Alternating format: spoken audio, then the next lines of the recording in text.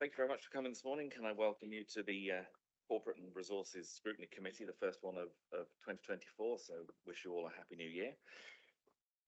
Just a few instructions and housekeeping notes before we get on to the agenda itself. Can I just check online if people can hear us? Shane, can you just confirm whether you can hear us? Yes, can hear you loud and well. Excellent, thank you very much. Just to remind people that the agenda pack with papers is available on the ModGov system or directly from the council website, and that was available through the link sent out to all members. Could I just remind you also that when invited to speak, could you speak clearly and state who you are so that those who are maybe listening to the recording later know who's addressing the committee. And also warmly welcome any members of the public who join us today and any members of the press. I'm not sure I can see any on there, but welcome if you are with us. Also like to take this opportunity to welcome Councillors Hobbs and Murphy who are joining us on this committee for the future meetings, and also to thank Councillors Wilkins and Pearlstone for their participation in the committee, and also Councillor Wilkins for his support as Vice Chair during the last few months. Again, just a reminder for everyone that this meeting is being recorded, so it is available later. The agendas are available electronically. Can I just remind members again, when you're addressing an item, could you just refer to the page number that the item is on so that, again, people can follow it in the agenda pack? I've not been told that there's any planned fire drills this morning, so if alarms do go off, then we will show you how to safely leave the building and congregate outside. Also, for those who are in the room, if you require toilet facilities, they're out through the doors you entered in and in the lobby. And just a reminder again, for those who are in the room, if you've got a mobile phone, could you please either put it on silent or turn it off? And for those who are joining us online, if you could leave your mics and cameras turned off until you're actually called to address the committee, please. That brings us to item 1 on the agenda, which is apologies for absence. Are there any that we received this morning, please? Thank you, Chair. Happy New Year to the committee. So this morning we have received apologies from Councillor Ham, for whom Councillor Ashton is substituting, and from Councillor Cottle, from whom Councillor Curley is substituting. We also have Councillor Collins online, Chair.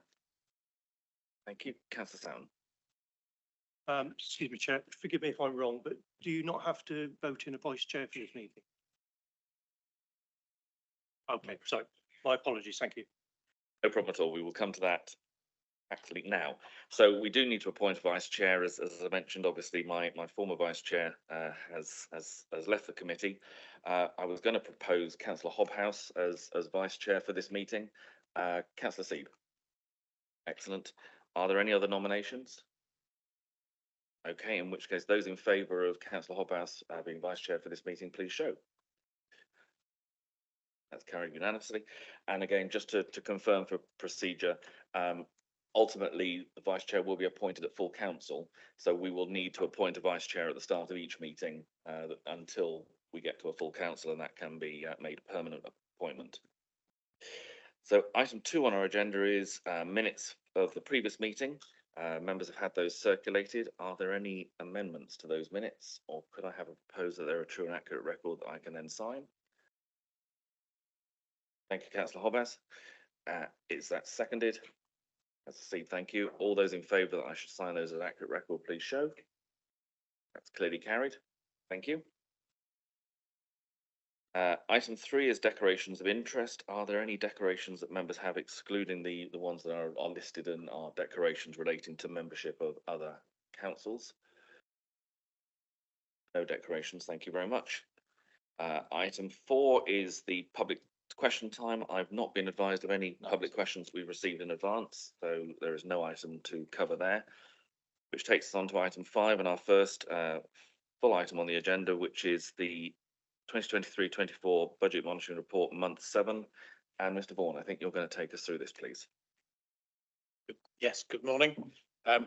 So this is the month 7 Budget Monitoring Report position at the end of October. This report will also go on to the 15th of January Executive Committee. So the report format is changing. We're developing it. We're trying to make it a Somerset Council report rather than one of the predecessor bodies, and trying to make it as informative and focused on the key areas as possible. So on page 19 of the report in table 1, you see we put in a very simple summary highlighting the sort of key areas and the change between month 6 and month 7. So that our overall position has got slightly better. It's moving in the right direction. Forecast overspend of £18.3 million. So if you can cast your minds back to month 3, we were forecasting £28.6 million overspend at that stage. So actually it's come down, over £10 million over those 4 months period. But the purpose of this table here is to highlight, actually, when you look at it, it highlights those real key areas where we've got financial problems, being adult services and children's services with the big overspends. Actually, the rest of the council has seen quite a dramatic change around in the sort of numbers projected there in terms of where that was back in month 3 to where it is now. Some of that is, some of the reasons for that is set out in paragraph 4 of the report. We have put in a number of spend control boards across the piece, looking at slightly different areas. So establishing a recruitment control board, looking at our workforce. Obviously, staffing is a key area of spend, about £170 million in terms of general fund spend. So being on top of managing posts is really important. And I've said this before, this isn't a freeze or a block on recruitment. It's about challenging, do you need that post? Is there a different way of doing it, etc.? Because there are certain posts that actually, if we didn't fill them, it would actually cost us more money. So it's a kind of what I call a sensible approach to managing that. Commercial and procurement board, looking at all of our spend on contracts. We spend quite a lot of money on contracts, etc.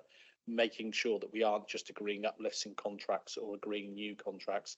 Particularly important over this period where we've seen inflation significantly rise over the last year. So actually being on top of those and trying to drive down costs on those. The most popular one in the organisation is the spend control board, I have to say. I've had a lot of moaning about that, and I think that's a positive thing. That says it's hurting, that it was supposed to.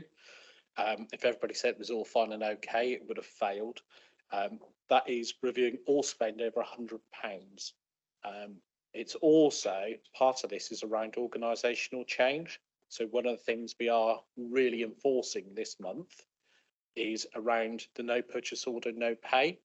We have a number of areas where that hasn't been the case. In fact, we've seen more non-purchase orders than purchase orders go through the system. So we are enforcing that. That gives us a lot better financial information, a lot better control as well. So we are using a bit of a financial emergency to change behaviours in the organisation at the same time. There are also panels around adult social care and children's social care. And again, that's about them challenging themselves around the placements they have, whether they're most appropriate, not just in terms of outcomes, but also on the finances as well. So all those combined are starting to have an impact on the organisation. Further down on page 21 is the breakdown across the individual services. Obviously, we have a different structure being Somerset Council to what was in the previous organisations, with service directors responsible for the budgets. So it's important that we're showing them at that level. So that this will continue to develop, because at the moment we've got the original budget that you set in February, the current budget, which reflects any changes of environments or grants, or where we've been moving budgets around as being line budgets across the councils, because each of the predecessor authorities did have budgets in slightly different places. What the projection is for the year, what the variance is, and whether it's adverse or favourable. We have started to put a RAG status on them, so it's a bit clearer as to where the areas of, you can immediately cast your eye onto the red areas, or hopefully the green areas as well, where it's going right or wrong financially, to try and sort of do that. So that's a change this month in terms of the presentation. If members got any comments, any feedback on the report generally, or any stuff that you think's helpful or unhelpful, or gratefully received, I appreciate everybody slightly interprets things in lots of different ways, and we'll never satisfy everybody, but we are trying to develop something that is useful for you as members and for the public as well. The chart on the next page, on page 20, top of page 22, shows that overall position across the year and how that's gradually started to come down. We are seeing nationally across the piece now. I think back in sort of month 2 and month 3, we felt very much like an outlier, and we kind of hit a lot of the national headlines for overspending in the current year. I'm now looking at our figures, and they're horrible figures. You know, I don't like overspending, but actually, when I look around the piece, there's quite a lot of authorities that have even got quite significantly bigger figures than us, and certainly in terms of percentage on budget. And sometimes we forget that, and we're saying we've got an £18 million overspend on a £500 million net budget. So you've got to have it in that perspective, in terms of that whole percentage side of things. So that's a sort of brief overview of sort of flavour of the report. I'm very happy to take any questions or clarify any points on it. Thank you very much. I've got a couple of councillors already indicated, so we've got Councillor Seeb up first. Well, first, can I congratulate you on a clear report? What's being presented is presented well.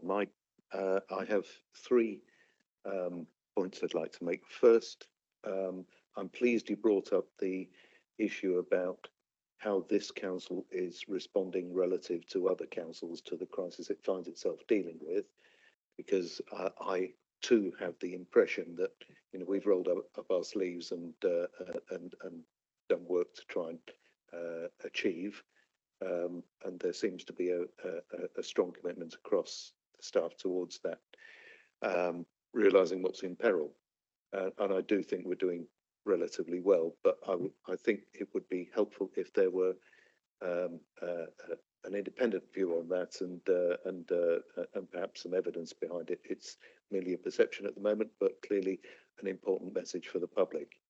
The second point, again, important message to the public.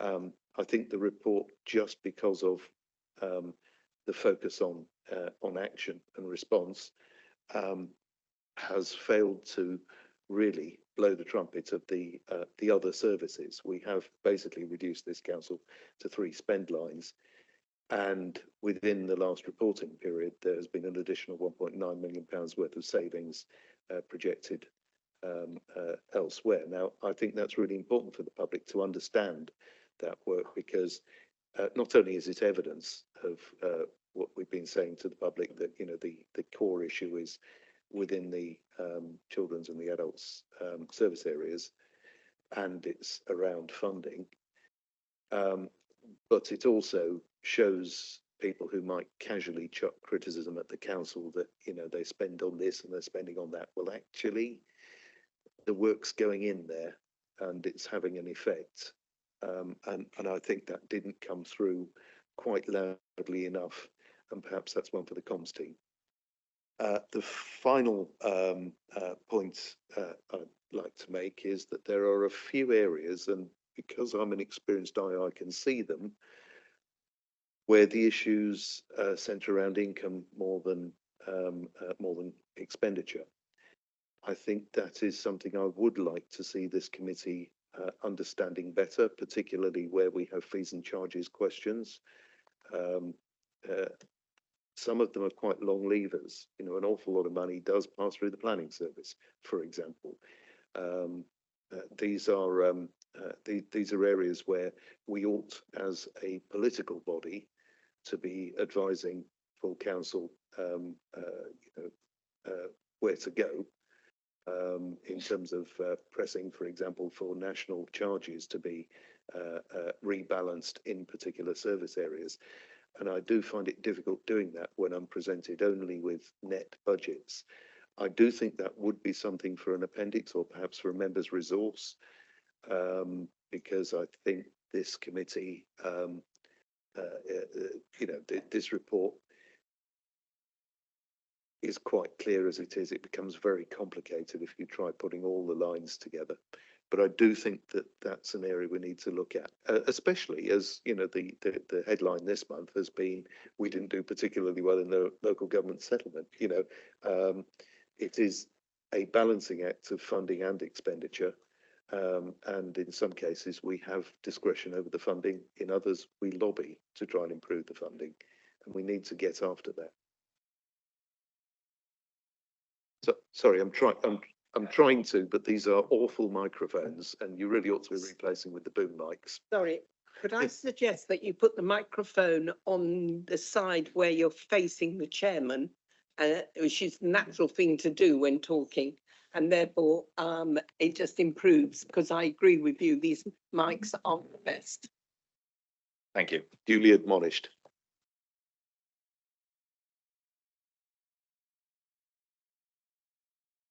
Did you want to carry on? Yeah, I think I've finished. It was that net budgets doesn't let us get after it, but it might overcomplicate the public report if we try putting it in this one. Thank you very much, Mr. Vaughan.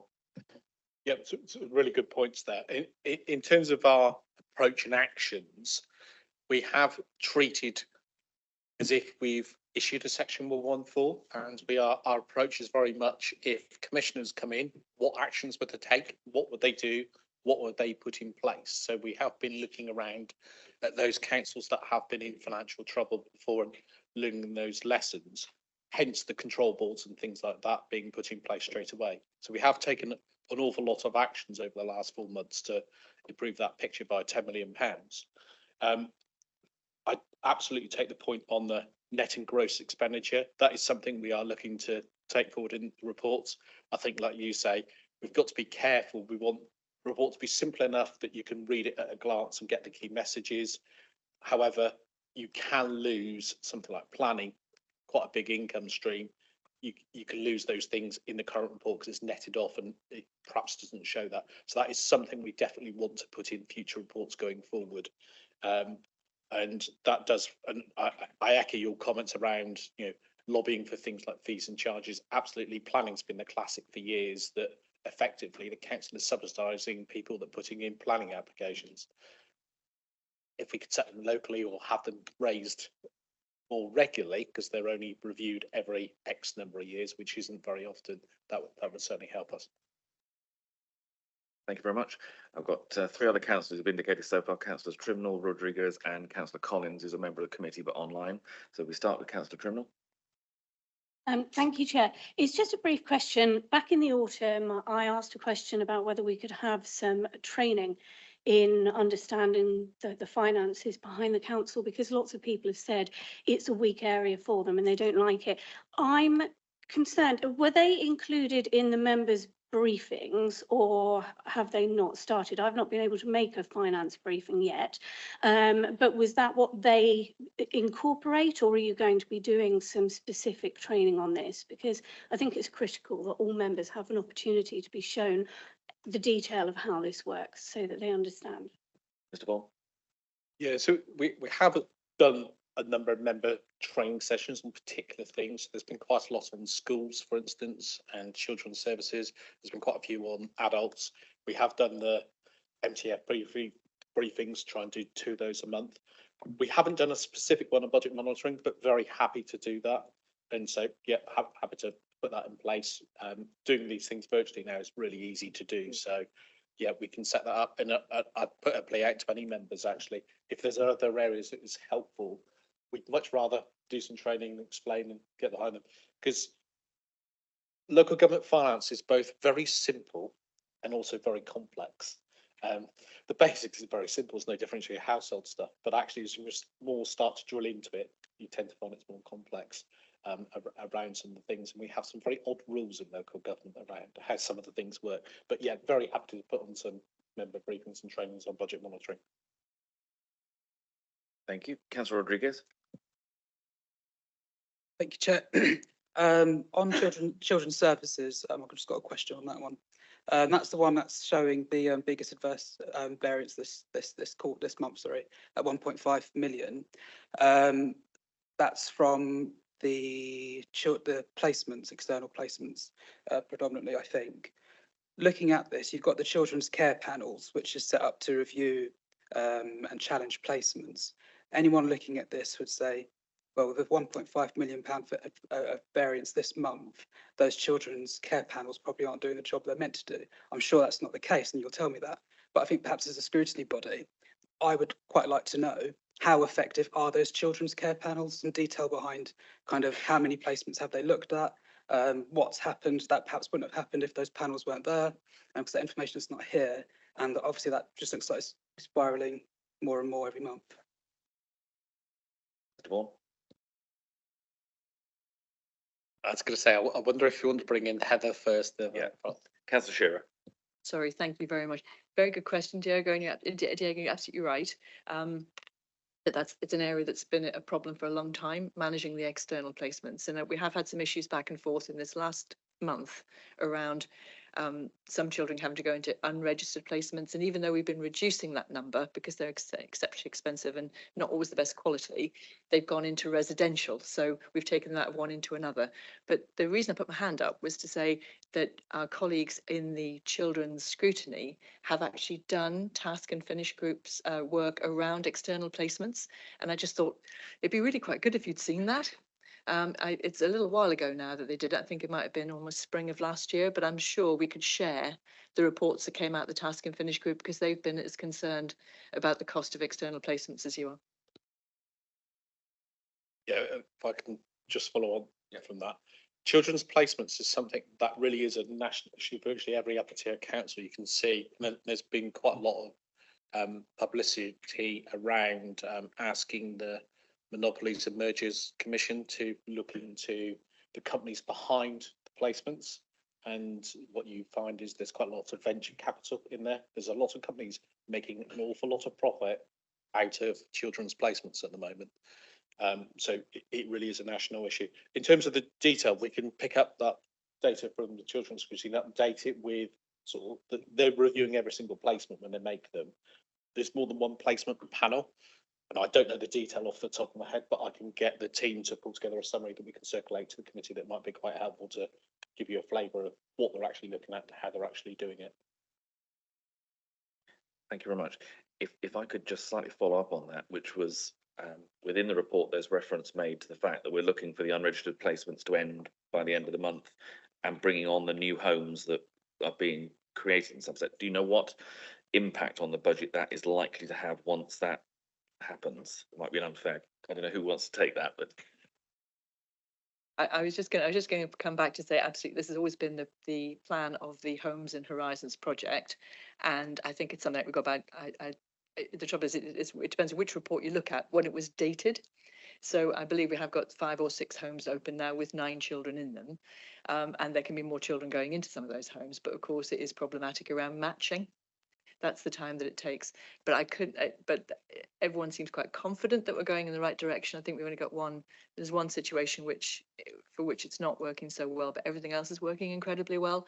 But I must admit, I'm a little bit new in the post. So I haven't quite got the detail of what that impact would be financially, but it should be really good in that and materially an improvement. thank you very much. Just one thing for those who are joining us online, just an admin bit. The cameras that are set up in the room seem to be able to focus on those who are sat around the sort of inner circle of the meeting. When it goes to anyone who's on the back rows, we get a blank screen. So it's not that it's just that for some reason the cameras aren't focusing on anyone who's not on the main circle. Councillor Wyke. Just to reassure people, the plan was to have 8 homes. All 8 homes have been purchased, and the last couple are in the process of being refurbed and appropriate design. In addition, there is work going on the annexes, the pods in the garden, etc., to absolutely max out the potential of those homes. And it's anticipated that the work the assets team, the major projects team are doing will be completed by the summertime. Thank you very much. Councillor Collins. Yes, thank you, Chair. Yeah, and another question about children and services.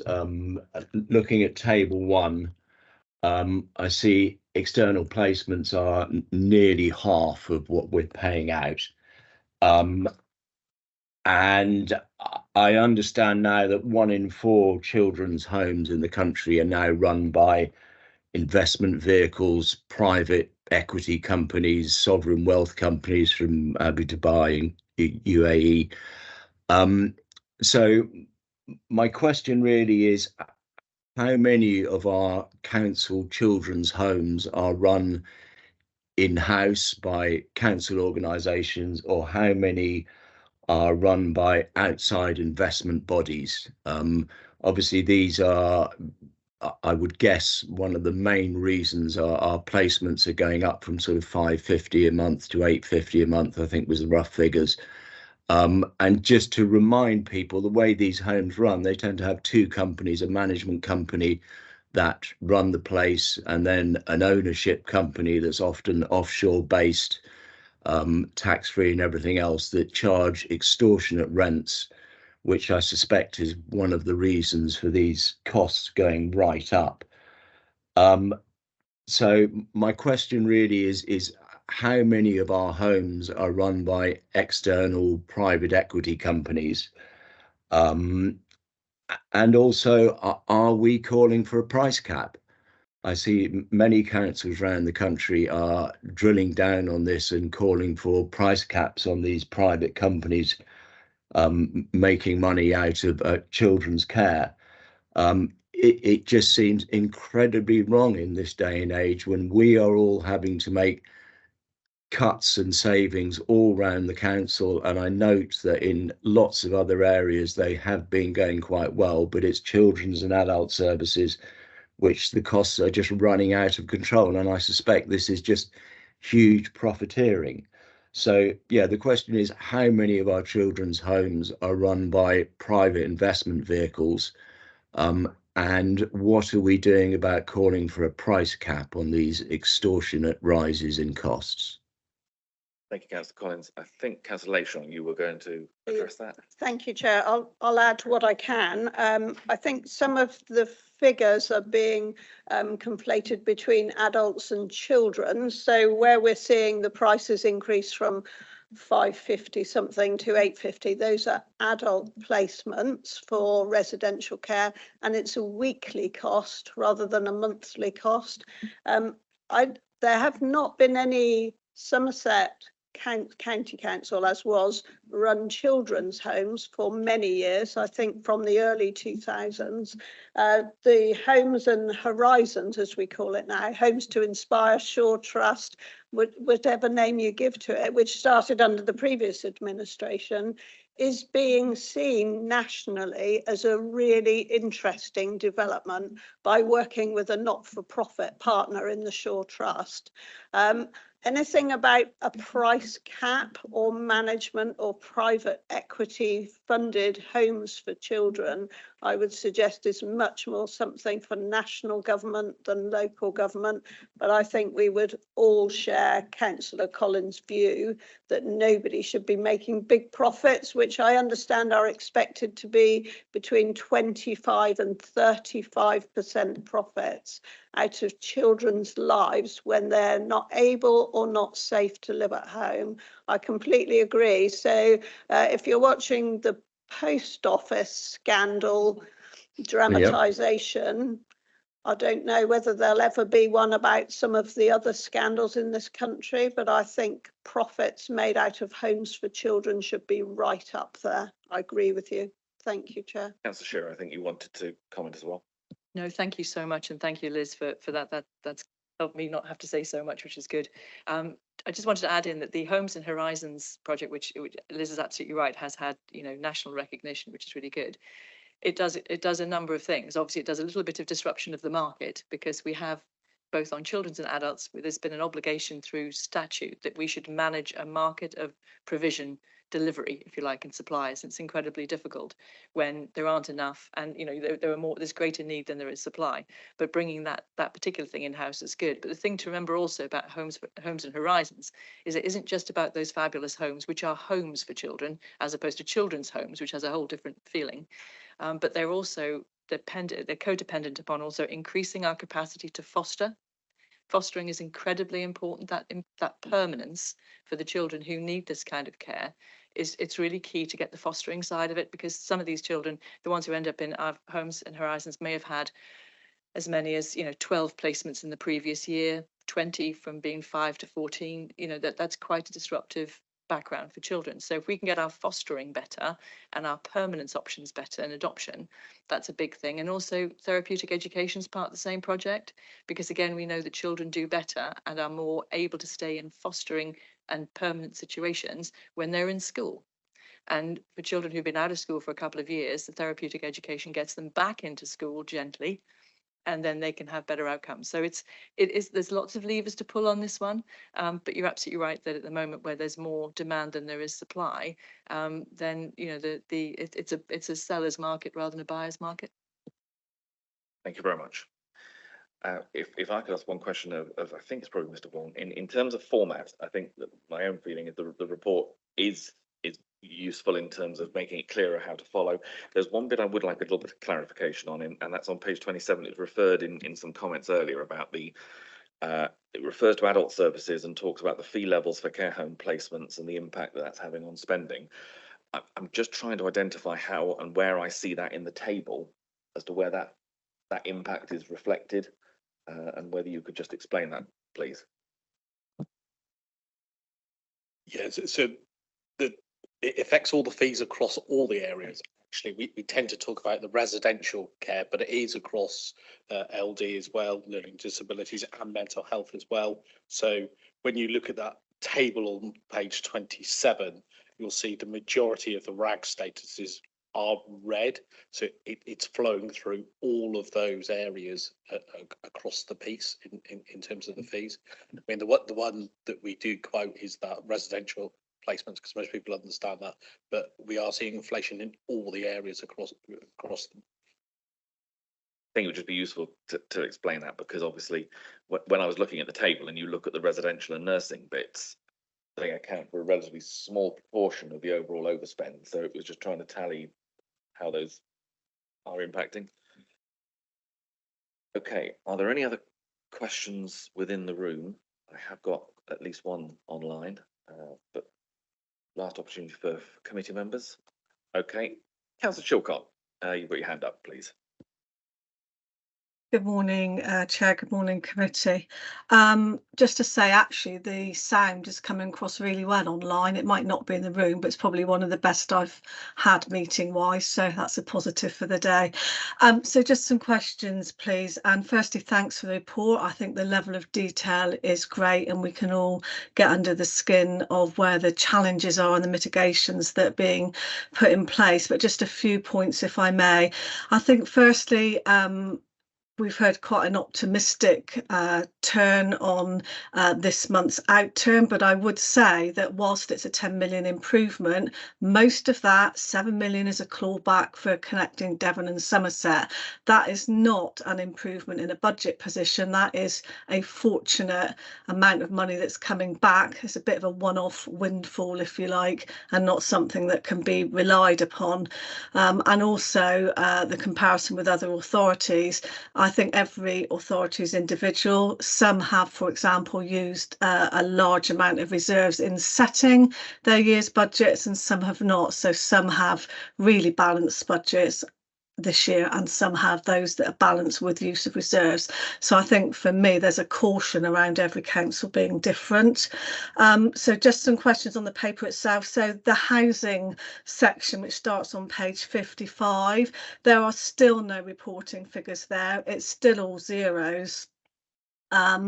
And it says sort of everything's green, but when you look at the dialogue beneath it, it talks of some pressures and some overspends, certainly pressure in homelessness. How much is that? They're looking at B&B provision, looking to reduce the forecast overspend. I'm concerned that in the housing area there are overspends there, but we are not cited on them with the figures because it's all still showing as zeros. I think there needs to be some commentary as to why that still is. Just a question around reserves. Really good to see the reserves. You asked for comments on presentation. I think it would be helpful to, it's a big long list of them to start splitting them out, perhaps into those that are tied in and are ring fenced, for example, and those that are there for outside bodies. I think and perhaps even go into directorates. I think if we can start to group the reserves moving forward, that would be really helpful. My concern is there are quite a few of them when I've had a look through that have just been deleted. It just says deleted. I think it'd be helpful to know where they've gone whilst they've been deleted. Where have those funds gone? And there are some really large figures, and it just says NDR section 31. Most councillors wouldn't know what that meant. There's a lot of figures in there, for example, for ash dieback, yet there's no spend or pull against any of those reserves for the year, yet I would guess that work is still ongoing. And there's lots of small things that sort of raise concerns that we haven't really had an opportunity to discuss. And I'll just pick up one in the Somerset West and Taunton area, which is maintenance for CCTV has just been deleted. Well, I'd just like to know who is going to maintain them then. So I think there's lots of questions around the reserves, what's been deleted, and Jason, I hope we can have a one-to-one to get under the skin of them a little bit more, but just a few questions there if I could. Thank you, Chair. Thank you. Just to confirm, Mr. Warren, I think on the reserves, hopefully you're going to pick that up in the next item on the agenda. But if you can start off with the community services bit, because I must admit on that page 55 it was interesting that there is no variance on anything. Everything is just exactly the same figures as within the budget. So that would be useful to know how that is worked out. So just in terms of the sort of budget monitoring position and the kind of style of the report and how that kind of fits together. So the first part of the report really is my commentary, the finance commentary from myself and Nicola on the overall council's financial position. We then go into the appendices of each of the service areas. The wordings in there are from the responsible service director. That's where they're coming from. So they're not from finance, they're driven by them. I think on the housing ones, yeah, there does seem to be a bit of a mismatch between the figures and the wording. So I will take that away and get some detailed explanations behind that. Thank you very much. Councillor Ashton. I just wanted to add, Chair, on the homelessness figure, did hear from Chris Hall and Councillor Federica Smith-Roberts yesterday that there is a government grant being drawn down on homelessness. This is something that obviously unitaries, but particularly district councils are really concerned about, and the district council network is leading on with government. So there is a government grant where we don't yet have that detail of how much of it has been drawn down yet and what the outturn on that will be at the end of the year. Was that your understanding, Jason, from what we heard yesterday? Mr. Vaughan. Yeah, absolutely. Yeah, I want to say it's a 1.3 million grant. He said not being 100% confident in his figure, but I think that's the sort of level of the grant that's being used in the service. It means there isn't a variance, but the underlying position clearly is there is a variance there. So that obviously can impact on next year if that grant is no longer available. And hopefully that'll be reflected in the next report we have, which I think is 9. That is going to come to our next meeting in a month's time. Councillor Chilcott. Yeah, so I was just asking about the reserves, NDR section 31. Perhaps there could be a little explanation of that, because there's some really big figures moving around in the reserves report, and I'd love a response on the ash dieback. We've got reserves there that are there for a reason. If they're not being utilised, not being drawn on, then we need to have a look to stop them potentially, and also what's happening to things that are just being deleted. And I picked up the CCTV as an example. Absolutely. As I say, item agenda 6 on our agenda today is a bit more detail into the reserves amalgamation and how that's working. So we'll be going through that in a moment with Mr. Vaughan in a bit more detail, and I'm sure he will pick up on the items that you've highlighted through his report. Thank you. Are there any other comments around the room? I'm not seeing any. I've not seen any other hands online. So in which case, thank you all very much. I think it'd be fair to say that the general feeling is that the format of the report is helping us to get to the detail that we need to in looking at what is happening with the finances. Obviously, the issue of fees and charges, and particularly income, as to an item that we should be looking at coming forward to this committee in due course, and also the member training aspect. I think if Mr. Vaughan can take that away to come back to help us all understand the figures as well as we can, because the more we understand, the better we can do our jobs as well. If there's no further comments from members, I will then close this item and, as they note the issues that were raised, and we'll move on to item 6, which, as I say, is the reserves amalgamation, which has been put on to give Mr. Vaughan the chance to explain the background to some of these figures, because there's an awful lot of reserves moving from the former 5 councils into one. So, Mr. Vaughan, I'll let you try and explain it to us all. Yes. So apologies, you've got quite a lot of pages with numbers on them, which I know excites a number of you greatly, as it were. If I turn to page 84, so to put this into context, you had at your last committee meeting, budget report, budget update report that went on to actually went on to full council in the end. And one of the appendices on the reserves was missing and not printed. So this is kind of correcting that. So if I just explain what's happened and where we are, etc., and pick up on some of the comments from Councillor Chilcott as well. So on page 84, you'll see at the very bottom here. So this sheet is from each of the individual councils. This ties back to their statement of accounts that we've published, that been signed off by audit committee and now subject to external audit. And you'll see that the very bottom line number is 289,156,000, balance as at the 31st of March 2023. So that's how much reserves the council holds, which sounds brilliant, doesn't it, actually, on the face of it? Quite like that. You'll see the lines above, though, reserves held on behalf of others. There's quite a lot of that money that actually isn't directly ours, unfortunately. But if I just explain how the numbers work, the transfer column is, if you can remember earlier in the year, and I forget which month it was, sorry, earlier last year, wasn't it? I must remember that as well. It's during 2023, we moved some money out of earmarked reserves into general reserves to restore them up to £49.8 million. And that's what that £23 million adjustment there is. If you take those two numbers together, so the 289 million less the 23 million, that gives you 266 million, which is in the other appendix that I'll touch on in a sec. And on this one here, when we set the budget in February, there was use of reserves of 19.9 million pounds. And this shows you, that column on there shows you where that has come from. And then the final column showing the 246 is just the balance, so summed across. If I then move you up to page 79. So this then is taking that information, and then what we've done is taking the individual reserves from the individual councils and brought them into a Somerset Council reserve. So we have a number of areas where the individual councils had the same thing. So business rates, section 31 grant, etc., things like that. Investment reserves, all sorts of different things that each of the council had. We've brought them all into one place. Now, some of the councils called them all different things, but they're all related. Some things were very specific for one particular council, and they're also on the list here. So this, again, just presents that information in terms of how this works for Somerset Council.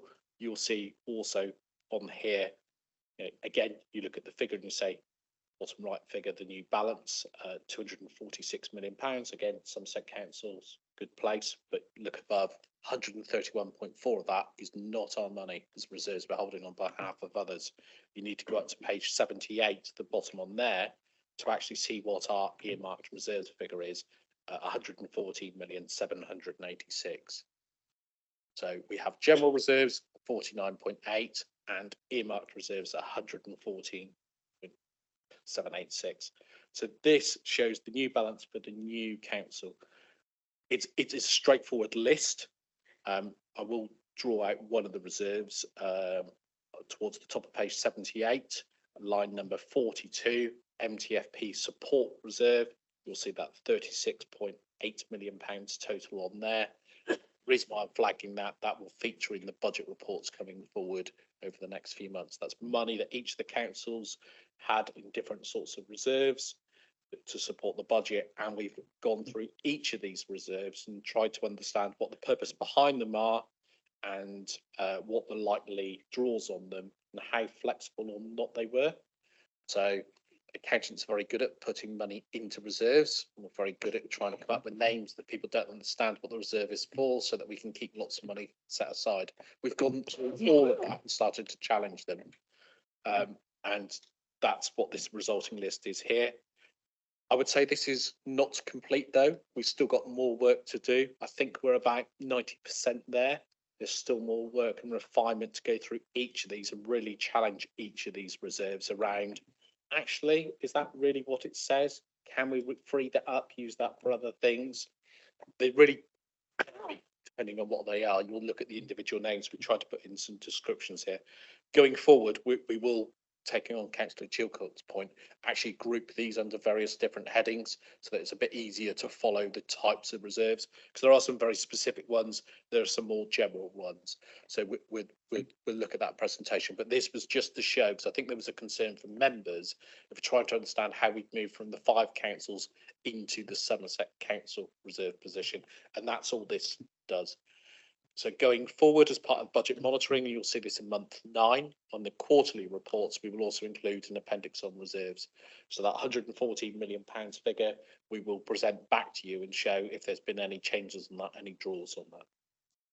So hopefully that's a helpful overview of what I have to say has been quite a complex position of drawing together all these individual lines and actually going back through the history and looking what they were all for, and trying to reorganise them into a sensible format. Like I say, that work is not complete.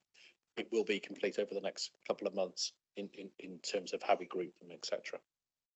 Thank you. And again, if I can just for clarification, so the table we've got on page 77 through to 79, in effect, is the Somerset Council the new set of reserves.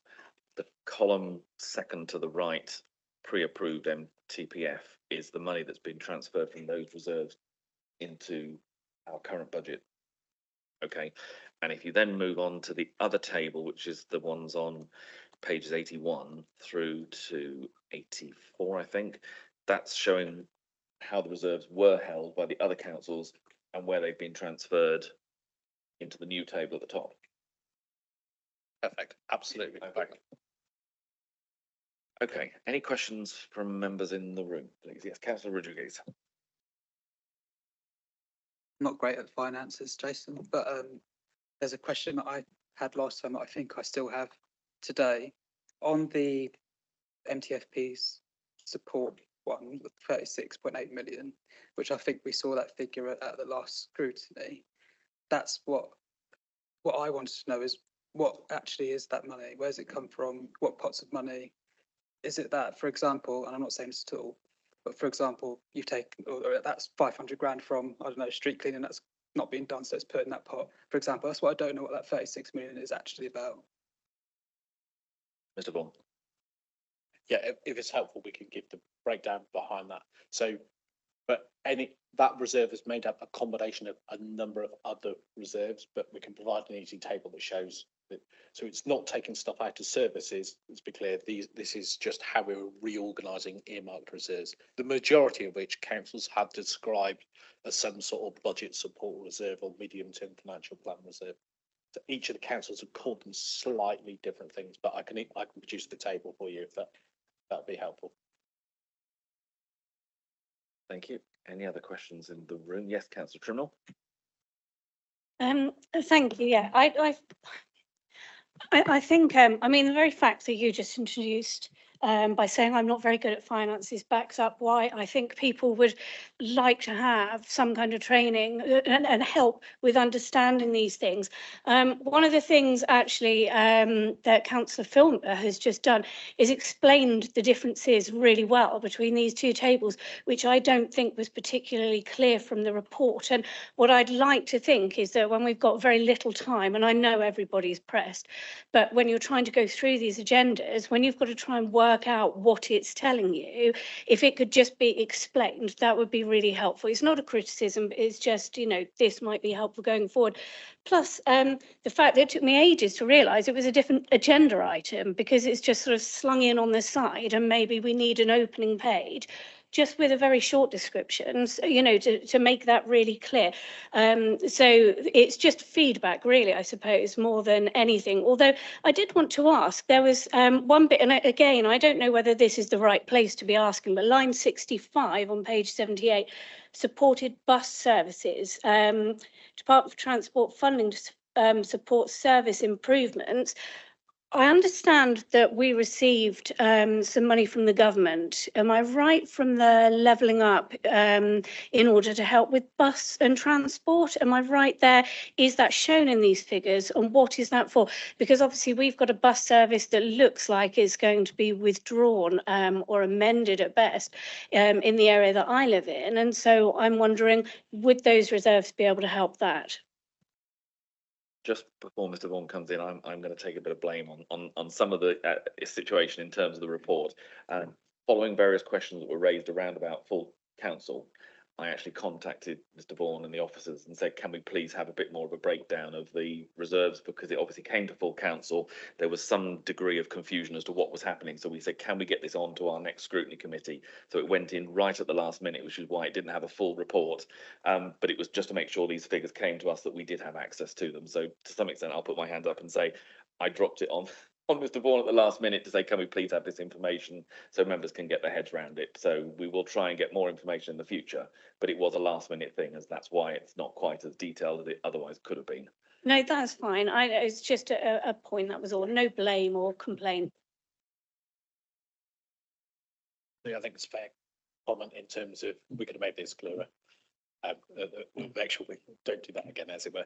In terms of that specific one about the supported bus service, the answer is I don't know, actually. I can tell you it's Department of Transport funding for support. So I don't know the detail behind that. I'll have to get back to the relevant service manager, and I'll happily take that away, come back to you as to what that is. I suspect it's money that we got that might be spent this year, but I don't know the details and the terms behind that particular grant, so I'll find out.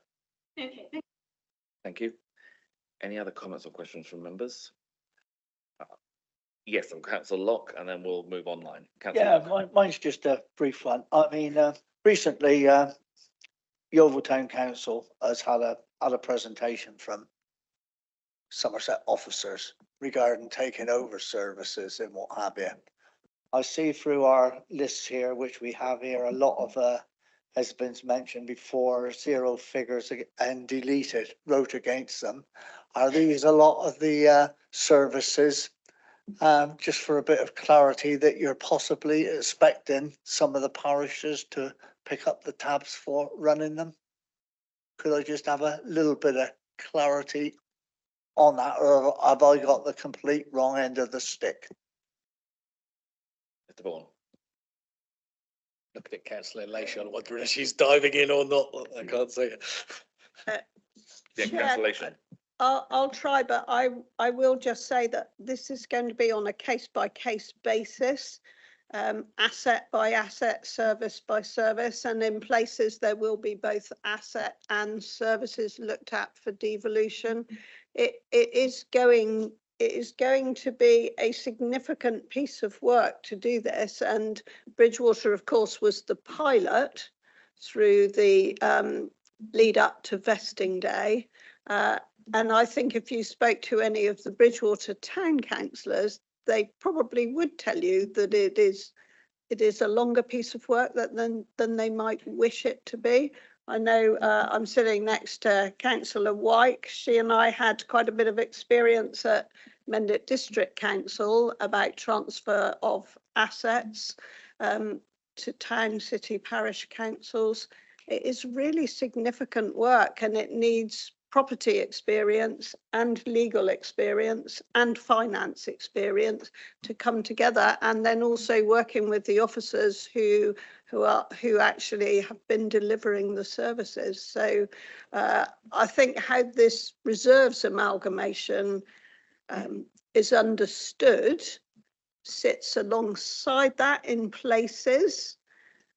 but is not part of the core of the work of asset devolution. So I would just advise caution on trying to pull the work of asset devolution, service devolution, and review of reserves together at any time. I think we need to look asset by asset, service by service, council by council, and understand that it is really significant piece of work that of course is coming at the same time as a financial emergency, which when the One Somerset business case was written, which started back in, I think the decision to go for that was 2018, which seems a lifetime ago now.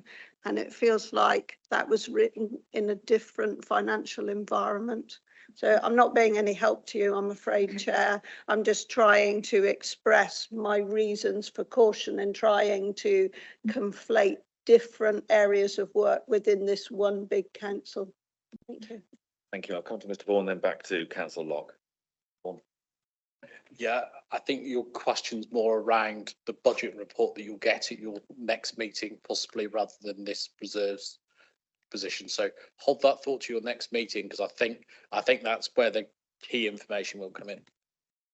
Councillor Locke.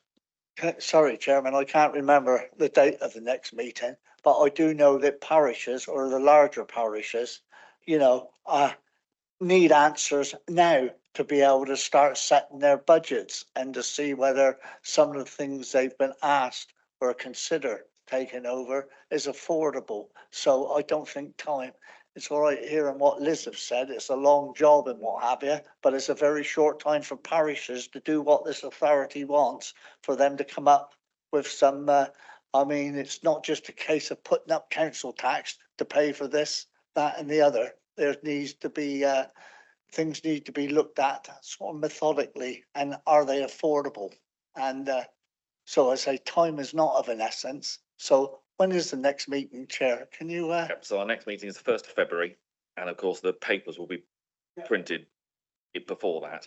I think in terms of the paper that's for us at the moment, obviously, as Mr. Vaughan said, we're looking at the reserves that are rather than the services as such. Yeah. So it's something I'm sure that will be worth taking up outside of this meeting as well. But it is, I think, certainly the executive are well aware of the pressures that parishes and towns are under in terms of setting their budgets, and I believe there has been an extension of time for parishes beyond that beginning of Feb. So information will get out to them as fast as I think the executive can. But Councillor Locke.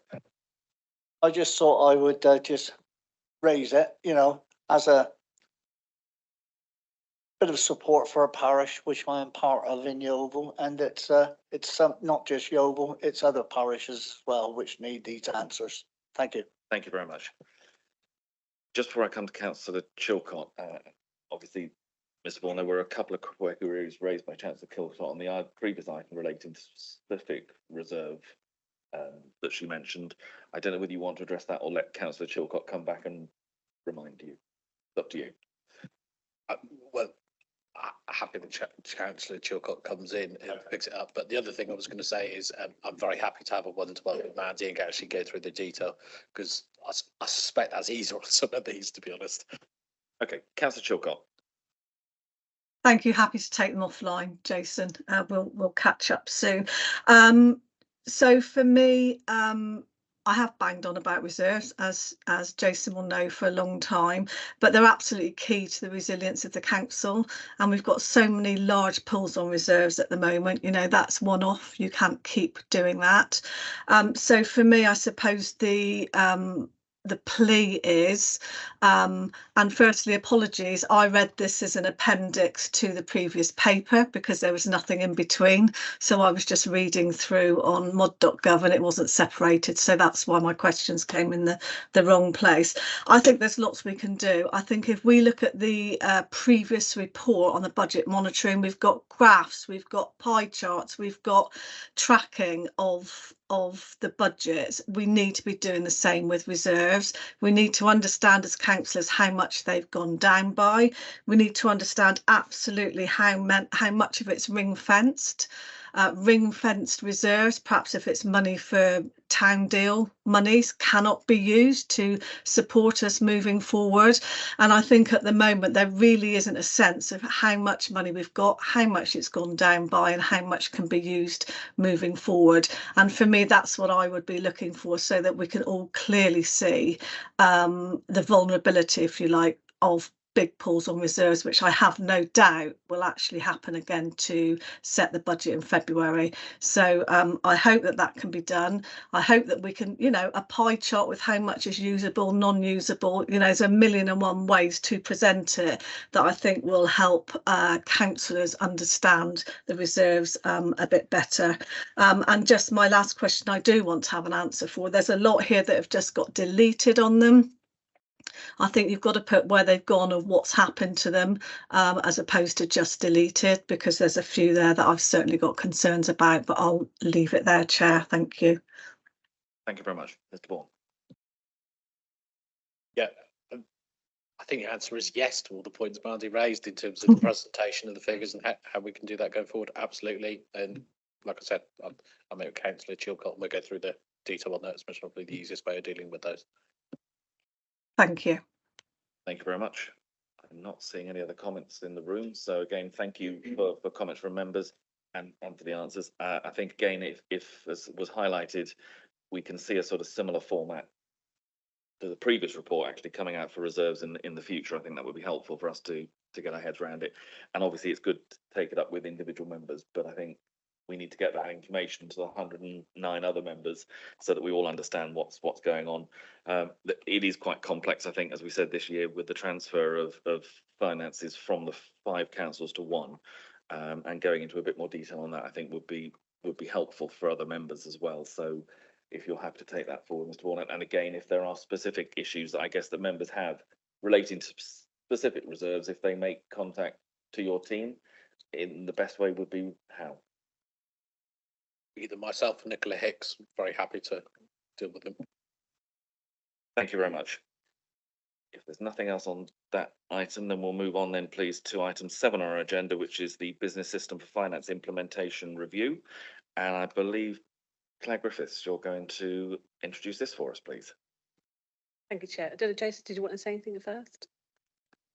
I'll perhaps go first on this one. So I've been the sponsor for this project, and I'm not going to say a lot because Claire and the team are here.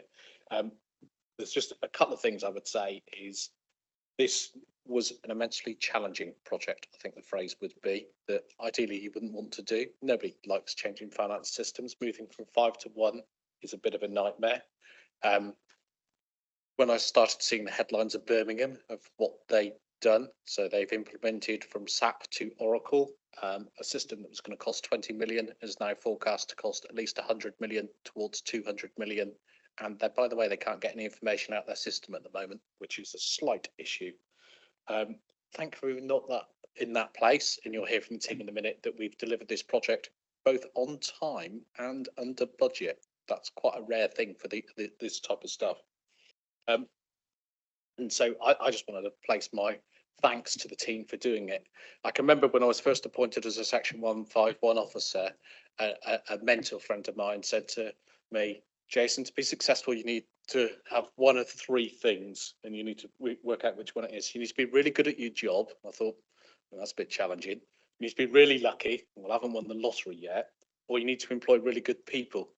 So that's the one I've taken. And at that point, I'll hand over to Claire.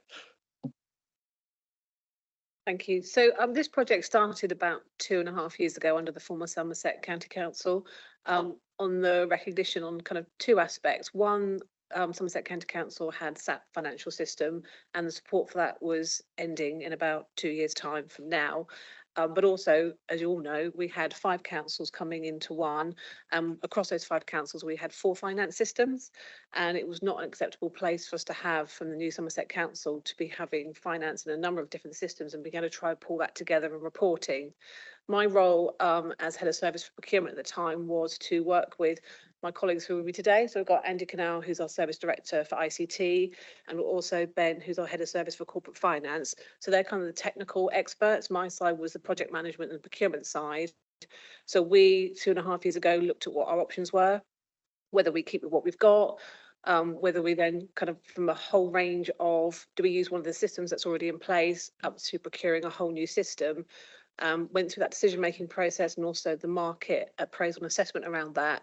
And then 2 years ago, we came to the scrutiny for Somerset County Council in January to propose that we actually move to the dynamic system. That was agreed and that went forward. And then from April last year, Dynamics went live. So we thought it'd be quite timely to come back now. It's 2 years since that decision to go ahead to say where we were with that finance. There was quite a lot of concerns at the time, understandably so, that we were taking on, which was, I think as Jason said, it wasn't a small project. It was quite complex. There was quite a lot of risk associated with it. We were heading into LGR. Was it the right time to do it? But on balance, the decision was, yes, it was the right time, but recognising the risks and challenges that we were facing. So we thought it was a good time to come back and say what we'd experienced, had it gone well. As Jason said, we did deliver it on time, we did deliver it on budget, which is something I think we're quite pleased to say, but we're also not going to sit here and say it was a perfect project. There were challenges associated with it. But we're very clear when we came to the form of scrutiny and Cabinet in 2022 that what we were aiming for from the 1st of April last year was not to have an all singing, all dancing system. That was not possible with the timescales that we had. We were very aware of that, and we were aiming for what was called the minimal viable product, which is kind of the technical term for we wanted to have a single general ledger. Jason wanted to be able to report on his finances for the system, for the service, sorry, for the county, so sorry, the unitary council going forward, and we achieved that. But there's been a lot of development in the system since.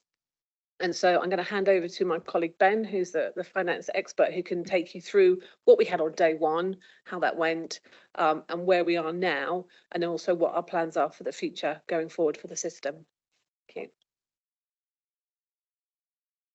Thanks, Claire. So I'm Ben Bryan. I haven't got a name badge here, but Claire's introduced me as head of corporate finance. But prior to that, for the 18 months of the project, I was known as the functional lead for finance.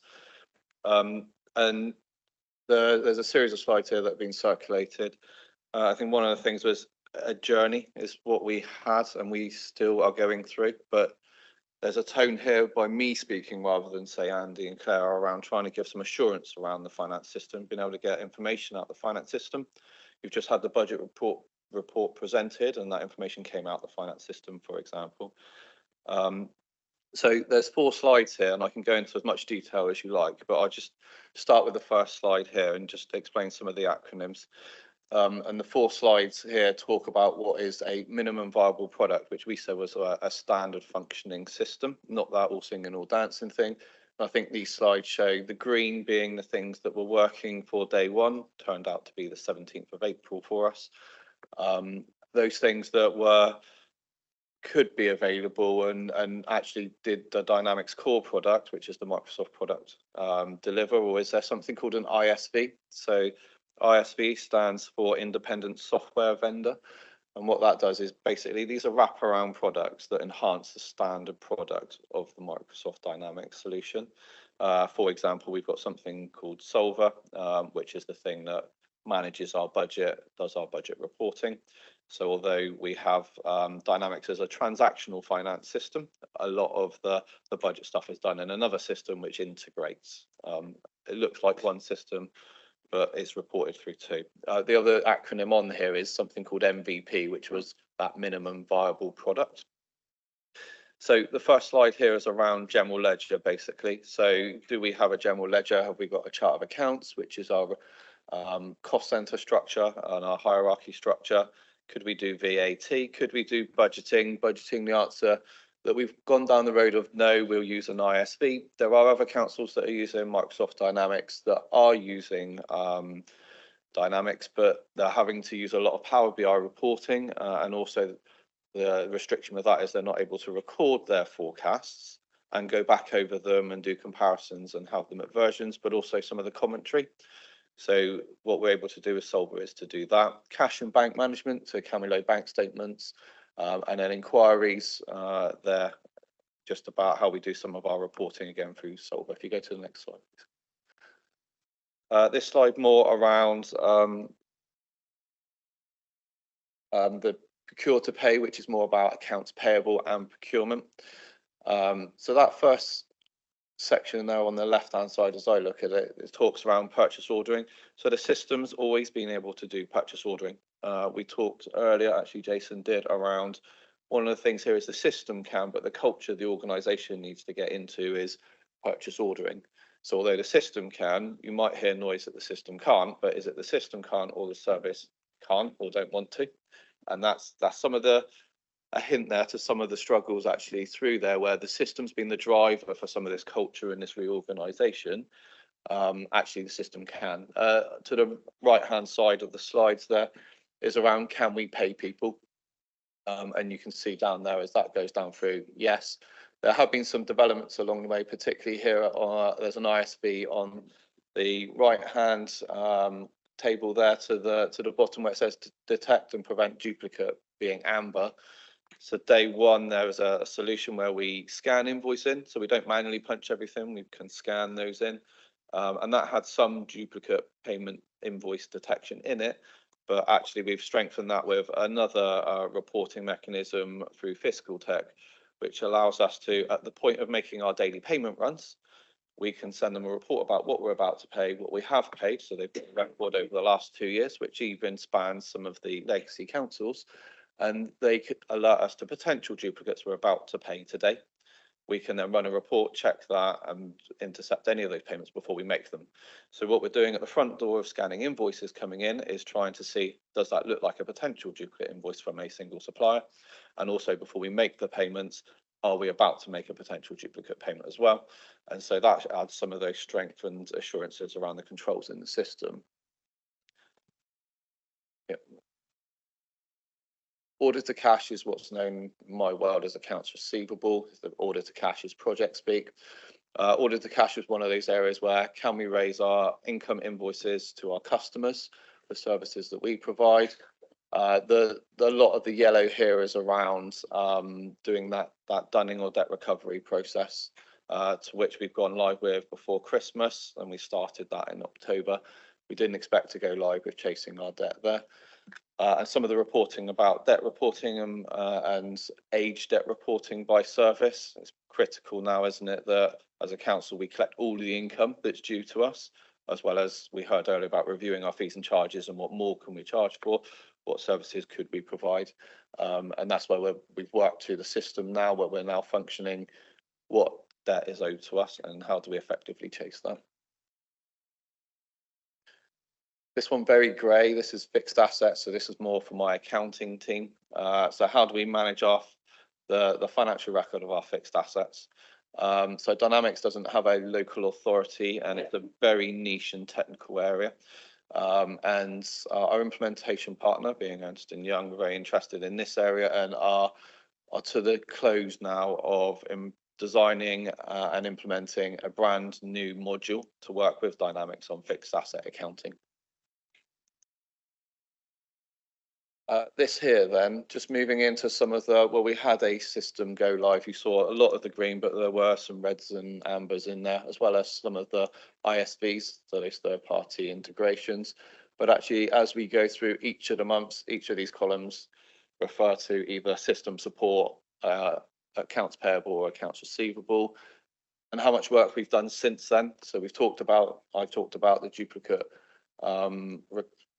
detection and prevention. We've also talked about, as we go through the project, then things like journal forms being made available. So the journal form, you could go into Dynamics and type in a journal and move costs from one service to another, but we want further controls on that. So who can have the ability to move them around? What audit evidence are we providing behind that? Those sorts of things, as well as getting the coding right. It's nothing worse for the accountants at the year end when there's transposed numbers or when you're doing your budget reporting and it turns out someone's made a mistake. So we've got forms around the system that do that. Training, I'll talk about training in a moment, but we shouldn't underestimate one of my biggest lessons learned was around training. The time scale for 10 months and actually trying to go live. So you're trying to get a super user group, which is experts in the system, before you go live, and them only having 2-3 weeks. And actually that cultural shift of going from 4 systems to 1 as well, actually been able to support the organisation, which we had to do a lot of post go live, trying to get the organisation to help itself as well. It's not just that the system's changed, trying to change those ways of working. If you move on, thanks. Andy, I don't know if you want to talk to this slide or not, but I'm quite happy to talk to that bit that Jason said about delivering a project on time. So Gartner, an independent software researcher, is that what you describe them, Andy? So there's two timelines here. The top timeline is the Gartner average to deliver a project of this sort of scale, but there's a note here, that first line under that, an average timescale for a single system ERP. And remember, we've gone from 4 systems, 5 councils to 1. So be able to deliver that alongside what they would say usual for this type of project, sort of take some pride in going, that's quite exceptional, but it's been very hard work. And as you can see there, when we went live with as a standard system, they would also expect you to have that 6 to 8 month period of where you go live and you support users and you get the system up and functioning to where we would say our fully functional system, stable system as it's phrased there. It's quite a stark one there, because actually having lived through it and have this report post that just gives that reassurance that when I say we've been on a journey even since April go live, it probably is to be expected as well.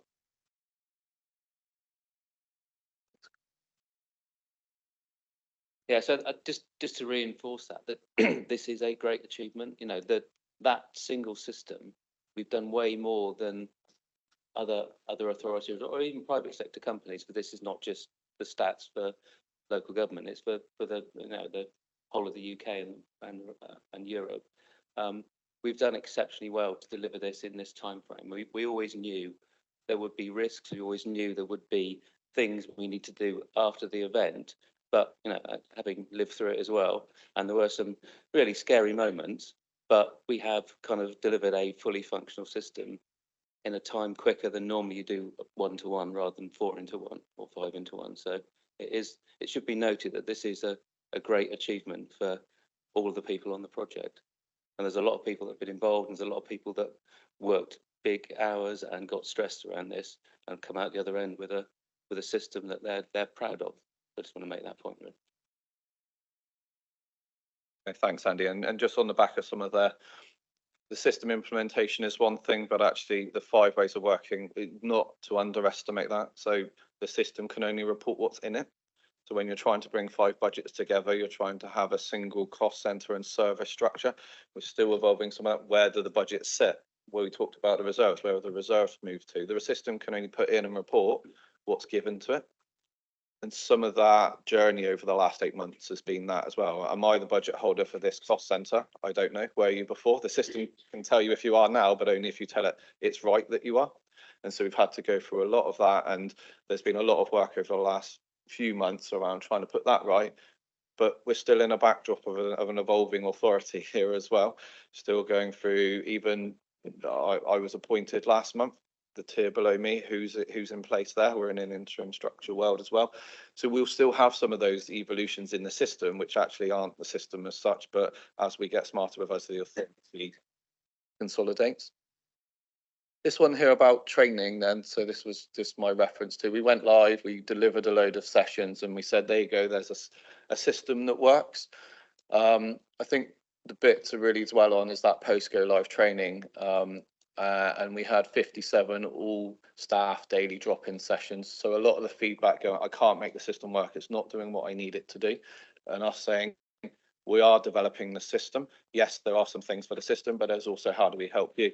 So we did live drop-in sessions, which is quite intense, every day for 6 weeks, where anybody could turn up with any question about any issue they had. And we had the project team on hand to answer and support them. They got moved to 2 weeks to just try and slow that down. Really well received.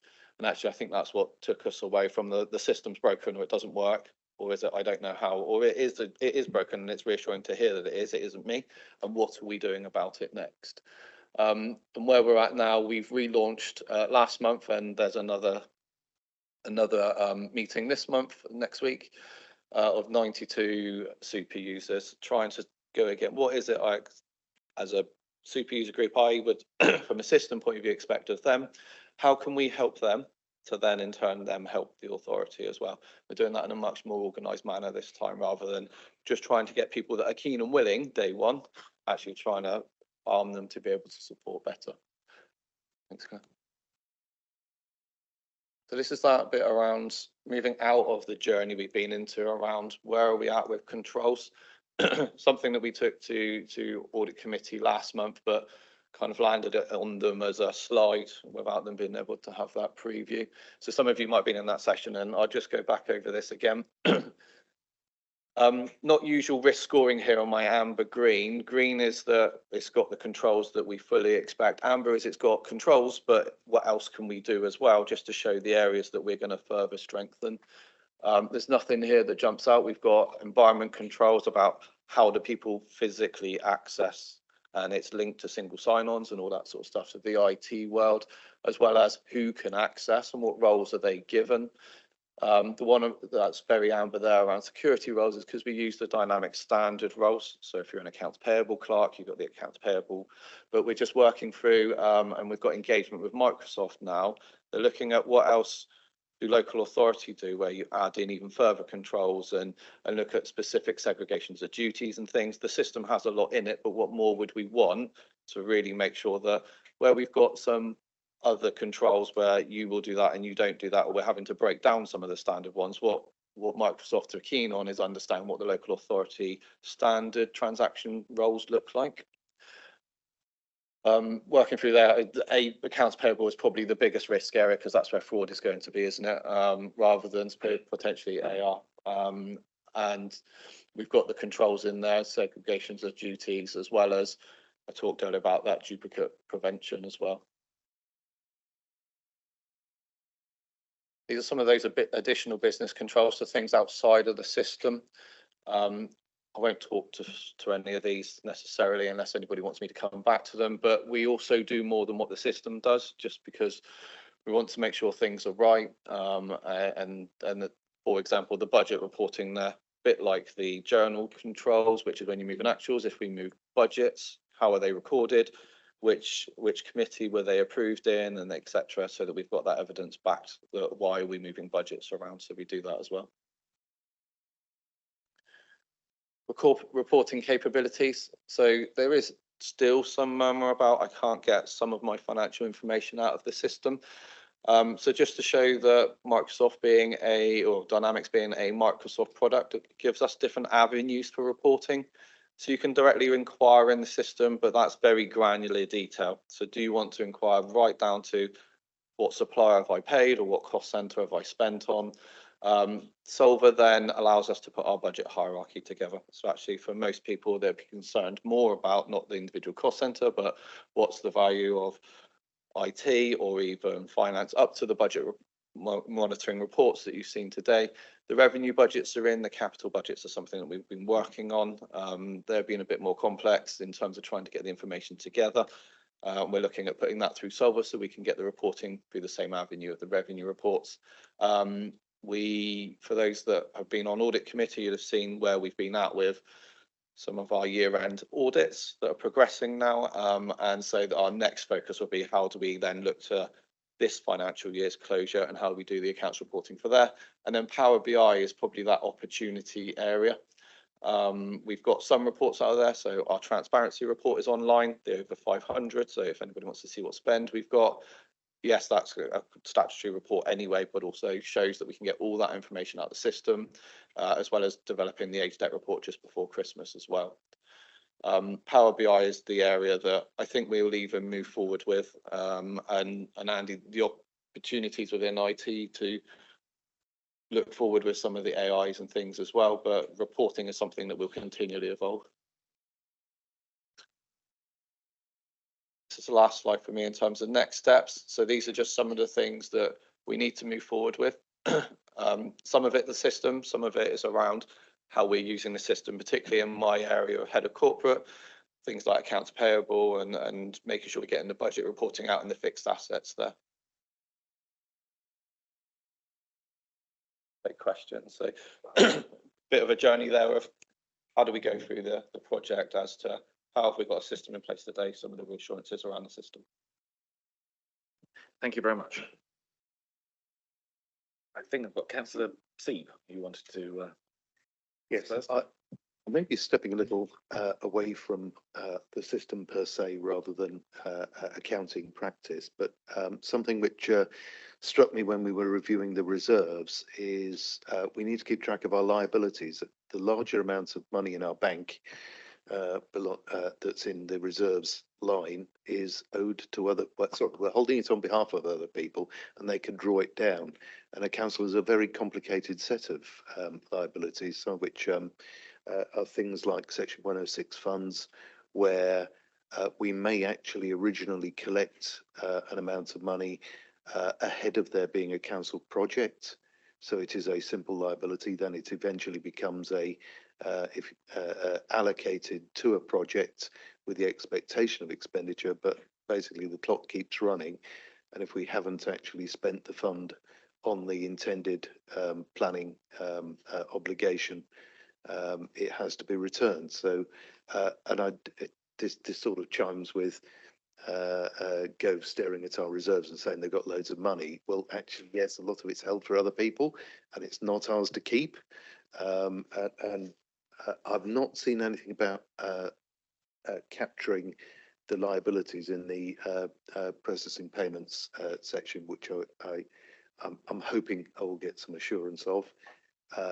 I'm hoping I'll get some assurance around the time-bound elements. And I wondered if there are any other things that might actually usefully be handled in terms of getting ahead of the game, such as expected changes in pensions, liability and so on, where we know we've done something and we know that eventually with the pension fund and the will require a payment to balance that, and we should earmark that liability as soon as possible, because it's actually going to turn into something that bites us if we don't track it. Could I just have some commentary on that? Yeah. Who wants to take that? You want to kick off, or? I think they call this a development opportunity. Over to you, Ben. There you go. Development opportunity, thanks. So yeah, the accounts are being completed now. So at the moment, we've got the 5 sets of statements being completed, and within there, you'll have your reserves set out. I mean, Jason presents the reserves that also show money held on behalf of others as well. You're right, creditors being the other thing in terms of our liabilities. So the system can record those. Part of our one of my next steps about accounts reporting, it will be consolidating all of those statements of accounts together, bringing their opening balances in and being able to report those back through the system. But they are all recorded now and consolidated. You're right about the time-bound thing as well, and there are records behind the scenes on why have we got the money, what is the purpose of it, when would it be due to be used, and either we can recognise that as income or whether actually it needs to be paid back to others. So we do know these things. We're waiting in terms of to bring a report. We could either consolidate the 5 statements, or as we do as part of the usual annual statement of accounts, that's where we'll be going with that. So in terms of those sort of time limited funds, would there be some sort of messaging that comes up through the system to in effect flag up, you've got something that's about to run out in a couple of years, you need to spend this money, otherwise it's gone? No, I haven't developed it in that way. So it will be sort of asset register style. What have we got? And those that own those funds for the purpose that they're being used will be managing those. A lot of those will be off system in terms of in other systems anyway. So property have a collections as such and contribution system as well. So and what, when you think about when we're buying building schools and things like that, what funds have we got and what are they going to be used for? Councillor Seib. I'm glad you brought it up, Chair, because as Mr. Vaughan is well aware, I'm keen to try and get us to the point where at least at the quarter level, we know what the expectations are, the commitment for the future, money that would go out, and a liability can be a commitment as much. It's a commitment which retires, if you like, with setting out with delivering a 106 funded project. But until such a time as you've actually delivered that project, that money is just in your account and it's not for you until you've done that final transaction that says, I've spent that on this project. In terms of where we go, we really ought to be doing that, because the last thing we need is several tens of millions of pounds of swimming pool money that we thought was in a and we've been planning a project, and actually because we deliver the project late, we can't use it. That's the very last thing we need. Mr. Vaughan? I think in terms of, in particular on the section 106, which a lot of those things you're referring to, it won't be the main finance system. They'll be recorded in the finance system, so we know them. In terms of the underlying records, that will sit somewhere else. It is a whole area, I think, for the new council to make sure we are properly on top of, because it would be really bad if we had to repay the money rather than spend it ourselves. I think the records across the different councils are slightly different in different states of being really good or need some further work, but that we're absolutely aware of that. But yeah, you raise a really good point. We need to make sure that we're absolutely on top of it, but it's not past the main finance system other than recording it in there. I think following up on Councillor Seed's comments, the fact that obviously we're transitioning from the 4 districts who may well have had very much a view of what was going on, a number of those staff may not be with us going forward, and therefore it will be very easy for things to get lost in transition if we don't build it into the system. And there must be those other software providers that do that sort of system that plugs into Dynamics. I think it is something that certainly we do need to be on top of, because it would be dreadful to see that sort of money disappear. Councillor Locke. Yeah, it's a, thank you, Chairman. It's a follow on from that, and it's interesting to hear Jason say, you know, don't want to be paying it back.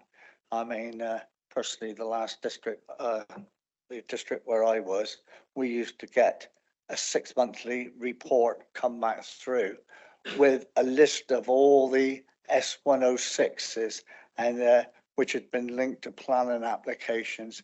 And perhaps that's something, you know, through the planning system on this authority moving forward, that we need that 6-monthly report to come back, because it's very important for parishes to also know that there is money allocated for this and it has to be spent, and they help keep a check on it as well. But it's a vast amount of money, and it's something which does not need to be looked over, but it needs to be kept on top of.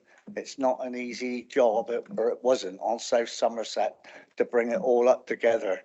And an officer did it who still works for the authority, Neil Waddleton, and he done an excellent job on it. And every councillor knew in their ward or their division what was allocated, what had to be spent, when it had to be spent by. So it's something which through planning, I will be pushing that it's incorporated either through the area committees or through the strategic planning, but it would be better for it to go back through the areas, but overseen by the strategic committee. I think it's very, very important, that particular aspect. Certainly think it's useful to flag it up, and I've got to be careful, because if we get Councillor Seed, Councillor Locke and myself talking about SIL and Section 106 money, we could be going around in this for a long time. But Councillor White, you wanted to come in. Thank you. The newly appointed head of planning, has 106 on her list of things to action, because I support what Tony says. We need a lot more visibility of that, particularly when we have new planning departments and the changes going on in planning. So that will be taken forward, but obviously with the support of finance in terms of the inherited 106 monies we've already received. Thank you. Councillor Seed. While I'm setting out very long-term plans, I think it would be worthwhile this committee considering the integration between the financial systems and the management systems at this early stage. So, for example, typically in a very tightly run organisation, you would have cost collectors available to collect the costs for incipient projects and indeed projects that are being delivered. Now, there are a number of areas in local authority land where a service also benefits from that. So, for example, the regulatory services, many of them, you are allowed to set your fee level, but you must not make a profit. But you really ought to be trying to make sure every last cost has been covered in order to get your fee levels such that the taxpayer is not subsidising a regulatory service. It's the regulated who are paying for it. And we have a number of areas where I think, you know, the integration between management information systems and the accounts is a long-term aim, just simply in order to get the fees and charges that we were talking about earlier correctly evidenced when we go and see the minister, for example. Vaughan, do you want to comment on that? I agree. That's what work that needs doing, really. Yeah, it's quite a significant amount of funding that we just need to make sure we are fully on top of, because I think everybody around the table's had some little experience, but perhaps that hasn't always been the case in one of the authorities for whatever reasons. And yeah. Can I just ask a quick question in terms of the report itself on page 92? There's a comment in there that the second phase relating to HR and payroll is on hold due to the financial emergency. And then under 3.22 lower down the page, it says that the budget equalisation reserve was used of 7.6 million was repurposed to fund the cost of the project, both phases 1 and phase 2. So what's happening with that funding? Is that being held ready for phase 2? Or where are we with that, please? So yeah, that money hasn't been spent. It's still there. Obviously, in terms of the kind of HR side of things, payroll side of things, that project's been paused at the moment, as it were. But the funding is still there. And in terms of the pausing of the project, can you give us an idea of what the impact of that pausing is? It might be helpful to actually, Scrutiny, to have a report on that, to actually complete that, because this is focused on the first part of the project. If it would be helpful for Scrutiny, we could have a report on that. And I'm looking at Claire, who's now waving at me, so I've obviously said nothing. Yeah, I think it's worth noting that whilst we went ahead with Dynamics in the interim, that all the former district authorities were integrated into the SAP side for the HR payroll. So we do have one system for that at the moment. It's just the next phase of then taking that SAP system and putting that into Dynamics is what's on hold due to lots of other work pressures and financial pressures at the moment. But so it's not where we've got 5 different systems operating. We have one already in place, and that has an interface into Dynamics as well, so they are joined up. Excellent, thank you very much. Yes, Councillor Wakefield. Okay. No worries. We'll try and do that. I'm not seeing any other questions in the room, so I've got Councillor Chilcott. Thank you very much, and thank you, Chair. Well, I'd just like to take a moment to celebrate. It's a huge achievement. So Andy, Claire, Ben and the team, huge thank you.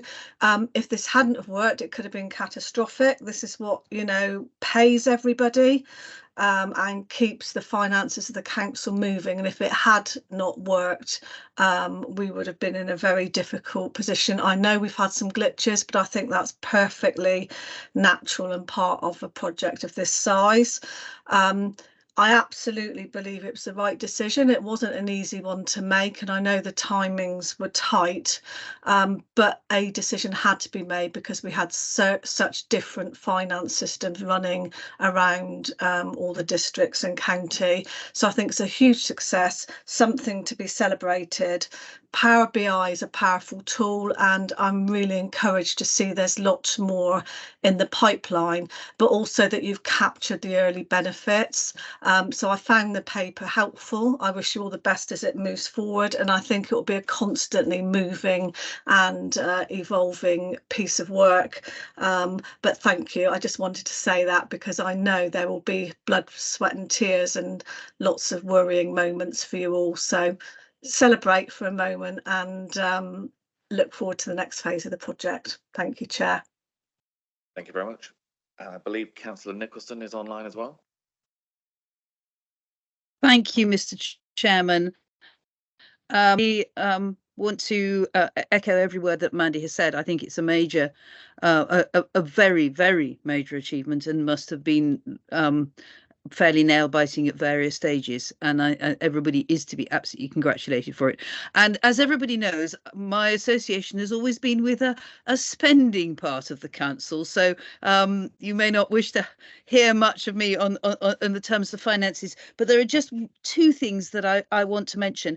In absolutely celebrating, I think we can't quite go past without mentioning that as with all of us with our the difficulties of revenue reporting, as which were inevitable, it did have quite a big impact on and create enormous anxiety in our maintained schools. And I just felt it, as a school governor, it wasn't appropriate for me to let it pass that in the middle of this great success, we must acknowledge that it was difficult for some parts of the organisation and of the wider organisation of people that were responsible for.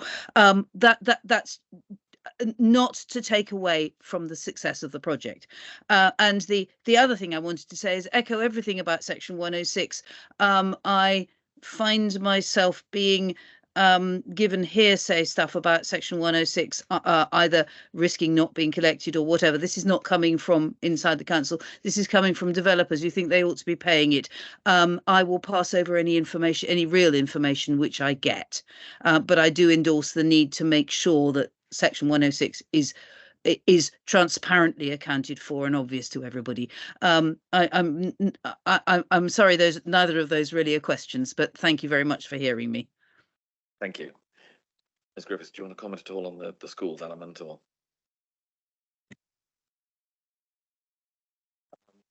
Yeah, so something I didn't talk to was the early days. Go live with the system was one thing, integrations being those other systems that rely on that system, either for the information back, as we just heard there, schools. So we were able to make payments from the school system into Dynamics and made the payments. In the first month, there was some issue around paying the right VAT element, which was resolved and appropriate repayment made. So that was okay. And schools particularly sort of born with us with that is the reporting backwards and not getting their reporting until the starting October, which impacted the schools planning, having not had a report then for 6 months. And that's where I think a lot of that focus, there were over 100, Andy, was it, interfaces that were planned to start with, which came down to about 50. And a lot of those had to have a rewrite in those first 2 months. Some of those were focused on making the payments first of all, and then the reporting side followed afterwards. There was a lot of angst, but a lot of patience in the organisation as well. In schools particularly, there was 2 sessions put on to head teachers that Nicola Hicks and Andy presented to. Which was an apology, but also a recognition of where we're at, and that actually moving forward, there's an improvement to that. So I do recognise the commentary there. It's part of our journey, and something we had to go through that probably was the biggest angst for me in the first 2 months ago live, that these things act like finance systems and they need to be working and talking to the main system as well. But we're past that now. Excellent. Thank you very much. I'm not seeing any other comments or questions from members. So again, if I can add my thanks and congratulations to the team in terms of what you've delivered so far. I mean, as you've explained, I mean, it's been and we all knew from the start, it was an incredibly complex project to take on a very time limited basis and without much else going on around you at the same time. So, I mean, it was nothing else to worry about. So I think the fact that it has been delivered in the timescales and to the point that it has at the moment is very much, if you can pass back thanks and congratulations to the whole team, because I know as Councillor Chilcott said, there's a massive team trying to keep this all going. Particularly in the situation we are now with our finances, having this information available in the way that, as we've seen from the reports that are starting to come to us, it helps everybody get under the bonnet and know what is going on. So it is critical to us dealing with the financial situation we're in. And I was particularly pleased to see in the report also the support systems that you're building in for the officers who are going to be using this, that there is that support to help people get used to a new system and build their working around that as well. So thank you very much, and say if you can pass that back to the team, it would be most appreciated. Thank you. Members, that takes us on to our next item, which I think is item 8, the property maintenance and compliance review. Darren Plunkett, get who's Ollie introduce. Yeah. Okay.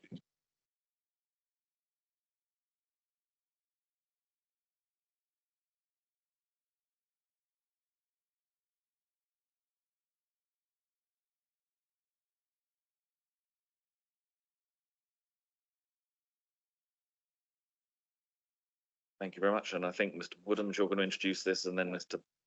Puck is going to present. So would you like to introduce? Yeah, thank you, Chair. Just very briefly, I'll hand over to Darren, who has, so Darren Puckett has been leading our transitional work on facilities management and compliance for about 2 years now, formerly through the LGR programme and now in the interim management structure for the Strategic Asset Management Department. So Darren's going to take us through the presentation, but I just wanted to sort of highlight really to members that this is a really important area where we are in the middle of a very long journey of transition and improvement, and bringing together the property maintenance and compliance and health and safety regimes across the combined estates of 5 legacy councils is work that started before vesting day, but is very much still underway. It links, as Darren will explain, with the implementation of a new asset management database, and will also be taken forward through the restructuring process that the department's going through. So you're seeing this at a point in time where we recognise we still have a very long way to go, but we felt it was a good point to come and just inform you of the work that's underway, and we hope you see improvements in when we come again later down the road. So I'll hand over to Darren. Thank you, Ollie. I'll apologise in advance. I've got a slightly hoarse throat at the moment, so I will do my best to speak up. I hope you can hear me okay. So yeah, thanks very much to Ollie. So building compliance, we're talking today around what we refer to as the corporate building estate. So we're not talking today about the schools, so non-schools. And neither are we talking about housing. The housing function is managed separately. So it's what we refer to as our corporate estate, largely the operational estate, but also where we've got leased obligations with tenants as landlord obligations as well. When we're talking about compliance, we're really largely talking about meeting our statutory obligations, usually under the umbrella legislation of the Health and Safety at Work Act. With many of the things that I've listed there, that's just, compliance is quite a broad term, to be honest. It covers a range of different things, lots of subsets of legislation and areas that we must comply with. Largely, we're talking about the statutory compliance, but we also, of course, have policies set by the council that we must comply with as well. Usually the policy is interpreting the council's way of setting our own standards locally in order to meet the statutory compliance duties. So yeah, really the process around compliance is making sure that we're checking things on a regular basis, that we are getting the necessary certification, that we have the assurance in place that those things are happening, and that we're then taking, quite importantly, any recommended improvement or remedial actions or any other actions are identified that then makes our systems compliant. So currently, as Ollie sort of outlined, we've been going through, we've got legacy teams, legacy facilities and property teams who are each carrying on at the moment being responsible for their respective areas.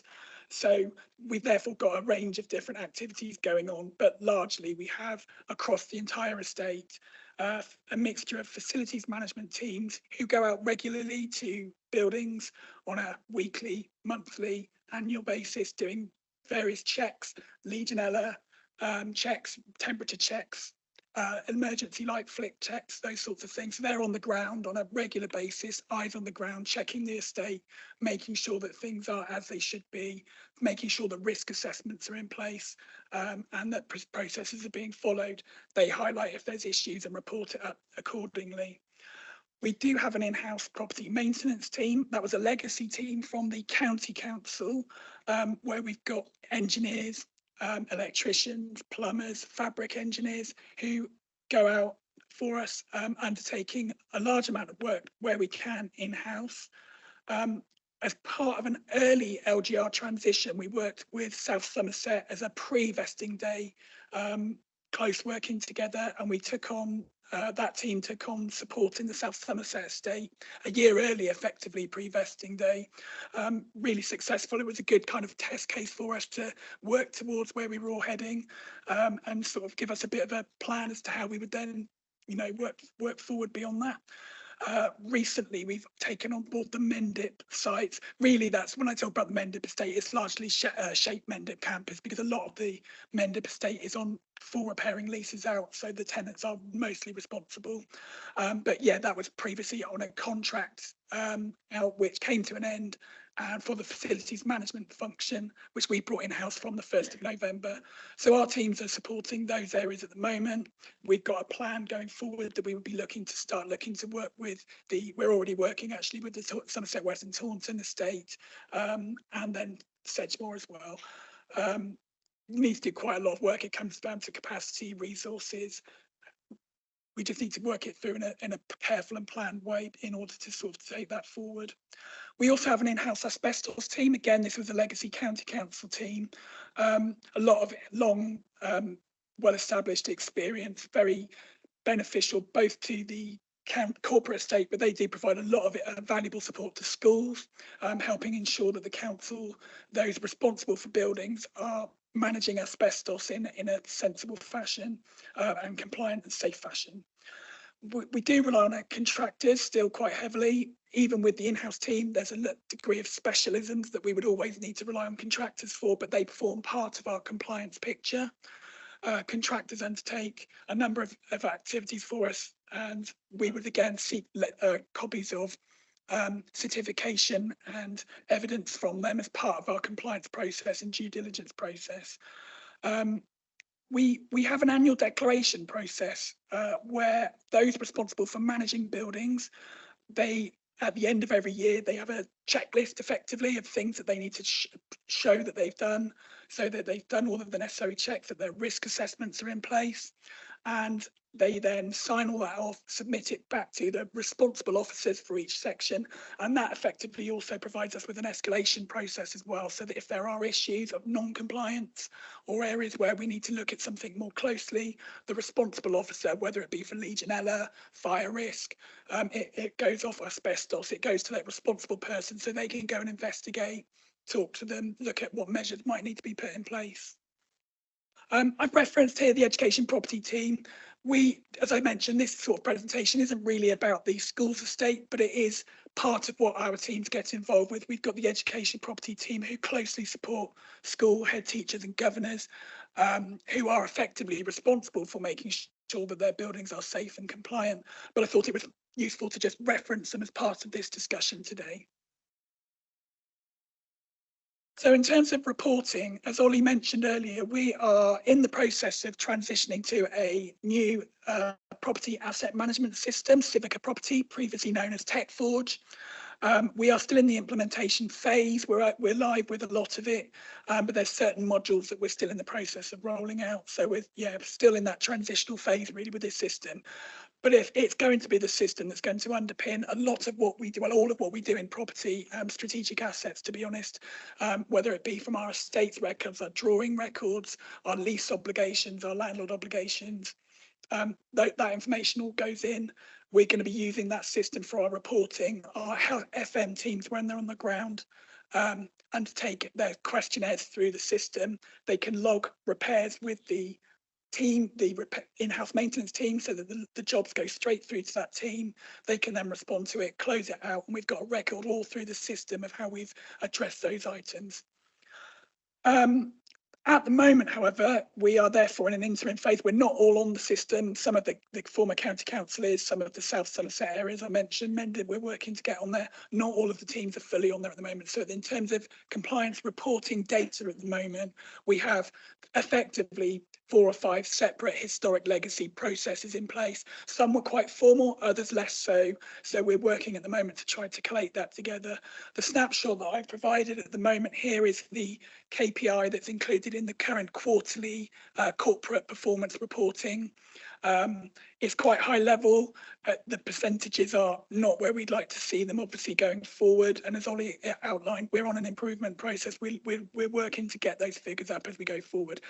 I would stress at this point, it's not necessarily that things haven't been done, but a lot of our problem at the moment is around assurance about certification. So the checks may have been done, but there's lags in us getting the information from contractors, pulling it all together, getting it into a consistent fashion where we can present it and have assurance around it. So it's not necessarily things aren't being done. It's just about how we move us towards a position where we can kind of demonstrate that in a consistent fashion, I think. So that's where we are at the moment. As I said, the basis of using Civica property is going to be the underpinning of how we're going to be reporting going forward. It's all about consistency, having data all in the same place across the whole estate, both for schools and non-schools. It'll be the single source of the truth. It'll help us proactively monitor and manage where we are. As again, it's sort of obvious really about the benefits of using a database and a system. Some of the legacy councils didn't have any kind of asset management system. A couple of others did. So it's about pulling that together. So we're trying to all work from the same base plate really. And yeah, one of the benefits we've got is as part of the system is, you know, automatic notifications. I mentioned earlier about the escalation process. The system will allow us to kind of have automatic triggers that go through to those responsible people to help us identify and take action. I've included a snapshot of a kind of example. We're in the process of developing a Power BI reporting tool as part of our rollout. And so this is the sort of quality data we're looking to try to get better reporting information. This is an example of a particular site. So if you remember the previous slide that just had that high level percentage, what we're really hoping to be able to drive towards is get towards something which gives us much more quality information, better when you can drill into it at property level to be able to say, yeah, okay, so why are we non-compliant? Okay, we've got fire risk items outstanding there. We've got Legionella items here. Just giving you that much better quality, and therefore it will drive us towards having better KPI and reporting information. That's our aim and where we're trying to move towards. That's kind of my covering the building compliance side of things. Moving on to our building maintenance and building condition approach. Again, similar sort of approach really about utilising Civica property to be the underpinning process. It's all about us trying to collate data from a variety of sources. So we're developing a plan to get our condition data under, you know, using our in-house teams to go out and assess building condition information, recording it on the system. Where we're using our in-house team, if we've got an engineer that's servicing a boiler, we want to utilise their intelligence to, you know, identify that, use their knowledge to help us build up plans for maintenance. We've recently invested in drone technology to help us undertake surveys. From a health and safety point of view, eliminating the need for ladders and working at height, but also it's much more enabling us to capture images, record stuff as opposed to visual. So yeah, we're quite pleased to be getting it, you know, to be moving in that area and sort of looking at new technologies and how we can move that forward. We are, all of this really pulls together to help us inform a prioritised maintenance plan, and really the crux of that is about focusing our spending on the priorities. So we've always tried to ensure that we only spend our, whether it's reactive repairs or condition capital funding, on high priority urgent needs that effectively might affect the operation of sites, you know, libraries, schools, whatever it may be, allowing services to proceed. We try to prioritise it in that way. We also need to consider so it's about using that data to help us understand our strategic approach. So thinking about the LGR, the work we're doing through with the budgets at the moment, looking at rationalisation of the estate, ensuring that we're only spending money on those buildings that we identify as a priority, either for retention or that are, you know, operationally important to us. So it's really trying to tie those two strands together to make sure that anything we are spending both keeps our operational assets running, keeps them from a health and safety point of view, keeps them compliant, but also making sure that we've got that eye on the strategic direction that we're going in as well. And just finally, I've included a list just for an update on where our list of projects, our proposed capital condition projects, are identified at the moment. These are the projects that are in train, either being tendered or to be tendered over the next coming 12 to 18 months. So it's just an overview really, just so that I think we have capital allocations for condition from previous years. I think there's a request in the NTFP going forward for further condition funding. And it's really just to understand the context of, as I said, that it's those critical building condition issues that keeps buildings running and helps us prioritise where we're spending money in that respect. So that was a fairly succinct rattle through, but I don't know if there's any questions. Yeah, I've already got a couple of councillors who've indicated, so I've got Councillor Seeb and then Councillor Trimnell. So Councillor Seeb. Pattern developing here. On the report, I had expected to see and didn't energy performance certificates. I don't know whether they fall within the remit. We are also under an anticipatory duty, so I had sort of expected that DDA compliance would be part of the regular audit regime. Perhaps we could have some comments on that. I'm really pleased to note the hybrid in-house and contracting model. I think that is quite obviously appropriate in an area where you may need to instantly react. It's helpful to have your own staff rather than be doing it through a contract. And equally, whether it's specialists and volume contracts should be to generalist, especially should be to generalist. So pleased to see that, but I wondered if that gave rise to any opportunities to trade irreducible resource, as the regulations say, where we might assist other people, for example, in the asbestos team. You know, it seems if we have our own expertise, that's going to be a lumpy demand. And we could probably be helping out other people with their certification regimes and recovering some of our overheads. And the final point, which I think the idea of using drones for and so on offers some very interesting trade-offs. Back in the day, there used to be a real need to have a handle on whether a scheduled upkeep was better than reactive upkeep on things such as clearing drains, clearing gutters, replacing the old fluorescent lights which faded over time. There were known cost trade-offs for getting ahead of the situation, and if you've got much better feedback of the condition, for example, being able to get a good view through the roof, those economic trade-offs are going to be different. So I was pleased to see that. Interested on any comments on that aspect. Thank you. Yes, so I think I appreciate the list of potential areas that the compliance areas are sort of mentioned. It's fairly extensive. So yeah, I apologise for missing off a couple of key ones. You're quite right. That list probably could be 2, 3, 4 times as long. But yeah, absolutely, DDA or indeed the Equalities Act sort of legislation around accessibility. I would say we're less, we don't have necessarily planned sort of regular inspections around that. I think we recognise we need some work to do as part of the new council to kind of baseline and just check our estate and then make sure it is compliant. To ensure, I think the public access buildings we largely are okay on, but I wouldn't, excuse me, like to put my hand on my heart and say in all areas. And as you know, there's always things you can do. There's no such, my view is there's no such thing as a fully compliant building because all needs are different. So yeah, there's always areas to improve on there. In terms of energy performance certificates, yes, that is an area that is included within that. I think probably energy efficiency and improvement is probably a whole KPI area we need to think about. I mean, I would say the main way we measure energy efficiency of buildings is through the carbon reporting, and yeah, absolutely our bills as well.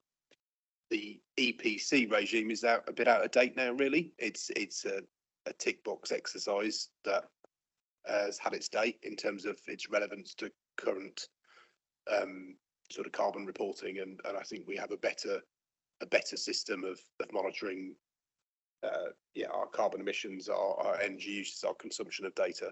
Do you want to cover the point about trading as well? Yeah. So with specific regard to the asbestos team, actually they do trade. We do quite a lot of work with academies and trusts. We work with the Bath and Wells Trust, I think. There are a number of different external providers that use us. I think NHS partners have used us in the past. I think the challenge for us with the traded teams is we are quite small. Both of the teams are quite small teams. So first and foremost, there's always a balance between trying to ensure our own estate is well managed and compliant, between attracting the income and the benefit, as you rightly outline, in terms of getting that. So yes, it is an area we're sort of constantly looking at and always trying to get that balance right. I think we feel that we've just got to try, particularly with the LGR transition. So this brings, for those teams, legacy council, county council teams, the resource is still resourced around the county council estate. So we've now got a whole number of additional properties that those teams will be looking at. So I think we need to ensure that we've got all of the compliance around those first. Yeah. And then we need to think beyond about trading opportunities, I think. I mean, just to build on that point, the old county council had about 70 corporate sites where it was fully compliant outside the school's portfolio. That number has now risen to 140 for this council. That's a combination of district, former district operational sites coming in, but also we've insourced the enterprise centre network in terms of compliance. That was outsourced to a different service, and we've built 6 and counting new children's residential homes where we have compliance responsibilities as well. So we haven't really increased the size of the team yet, and we've absorbed a lot of that work. We've absorbed some of it is, as Darren's described, in Somerset West and Taunton and Sedgemoor portfolios. It's still largely outsourced, but we're working through that. We are going to have to look at that now, I think, in terms of increasing the size of that team. But we're on the point of restructuring within the department, so that'll be taken forward in that way. But we're getting a significant benefit. There's about £100,000 in the MTFP already as a saving from this, from absorbing that formerly outsourced work within a team that is more efficient. And the county council a number of years ago insourced this team and saved about £300,000 when it did that. So that kind of blended hybrid model is definitely working for us, and there's more scope to go, and I hope further savings. I think once we get to the optimum model for Somerset Council, we may look at opportunities for other areas. I think the other point there is as we devolve assets. So of these 140 buildings, we expect some of them, not that many in the scheme of things, but some will be handed over to our larger city, town, parish councils. They may want to get support with managing compliance, particularly in the early days, and we stand ready to do that. So that's another. But we are not at this stage, outside of the asbestos team who've done this for many years, looking to kind of trade commercially, market ourselves, because we've got to get our own house in order first. I think there was the one other question relating to the use of technology to help with the scheduling of maintenance rather than sort of schedule maintenance as a reactive.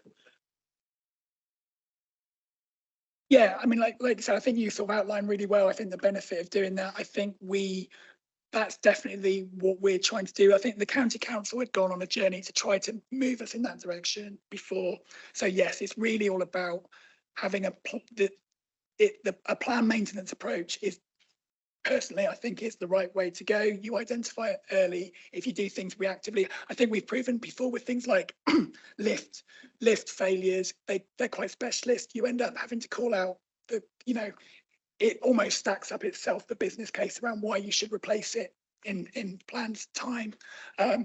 So yeah, I think that's what we are trying to achieve is work towards having a scheduled approach so that you are planning things. It's difficult because you don't want to spend money unnecessarily. A boiler's perfectly good until it's not. So it's a balance between not doing things unnecessarily early. And I think that's an important point. We need to try to get in that, but that's using that I mentioned the intelligence from our engineers who are going out doing the servicing. They're the people on the ground that go, you need to replace this boiler, you know, next year it's not going to go through, parts are obsolete. So it's trying to use that information to say, yes, okay, it might be of a certain age, but actually it might go on for another few years, whatever. And I have to say, having an in-house team is brilliant from the perspective of trusting the information you're getting back.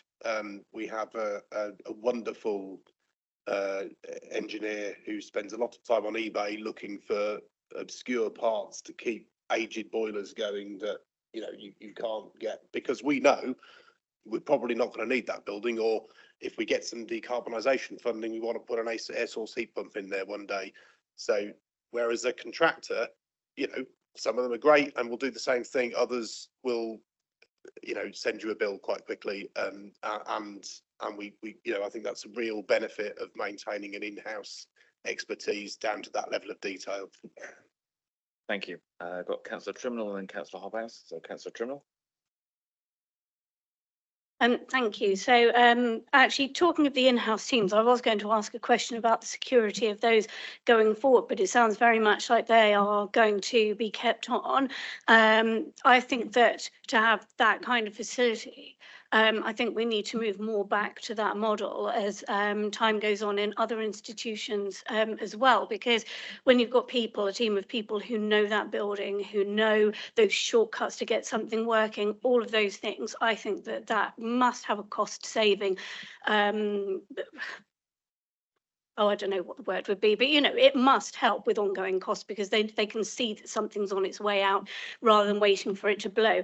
So I'm really pleased about that. I was also pleased to see about drones being used, because I would imagine that that must cut down on so much health and safety, on so much time and effort, and also those things that might be missed by people. You know, when you're looking from a distance, then I'm assuming that you're able to sort of investigate something that you might otherwise have to climb back down, move the ladders, climb back up, and so, you know, you sort of lean over and take a better look. So I think that's really good. I just wanted to ask though, on page 114, you've got the use of civic property. I'm hoping I didn't miss this. I know that your voice is really bad, so I'm hoping that I'm not going to strain it any further with a long answer, but it says about overdue inspections and overdue fire actions. And I just wondered, 7 sounds like a lot, but out of what is that as a proportion, and are they actually sort of in the pipeline being dealt with? Yeah, thank you. Yes, just picking up on your first point about the drones, I mean, you're quite right. What it does is, previously you might have had to hire often sort of access platforms or scaffolding that you then have to get in place to go up to do the inspection. You then decide what remedial works. You might then go away, get a contractor, take the scaffold down, get it back. It's that often is the cost. This is brilliant now because we can go up quickly within 10 minutes, assess, record, visual, probably better quality than we would have been able to do otherwise. So yeah, just picking up on that point, we're really pleased about that improvement. So this is it. I will sort of mention this is a sample of a developing Power BI tool. So in terms of the data behind it, I won't put my hand on my heart and say that I'm fully conversant in the kind of the background to it, but yeah, the outstanding fire actions can be things like we've got issues in some places like inaccessible voids. So we know that about the fire risk assessor might say, well, you need to have fire breaks in the roof void, but because we can't access them, we can't physically get there at the moment to say they're not present. So often we sometimes get, I'm not saying that's what the example on the screen will be in relation to, but it's sort of, we do get examples of how sometimes it's hard for us to close actions down. I think I'm not entirely sure about the kind of the overall what that might look like in terms of a complete fire risk item, but it can be anything from, you know, boxes blocking an escape route.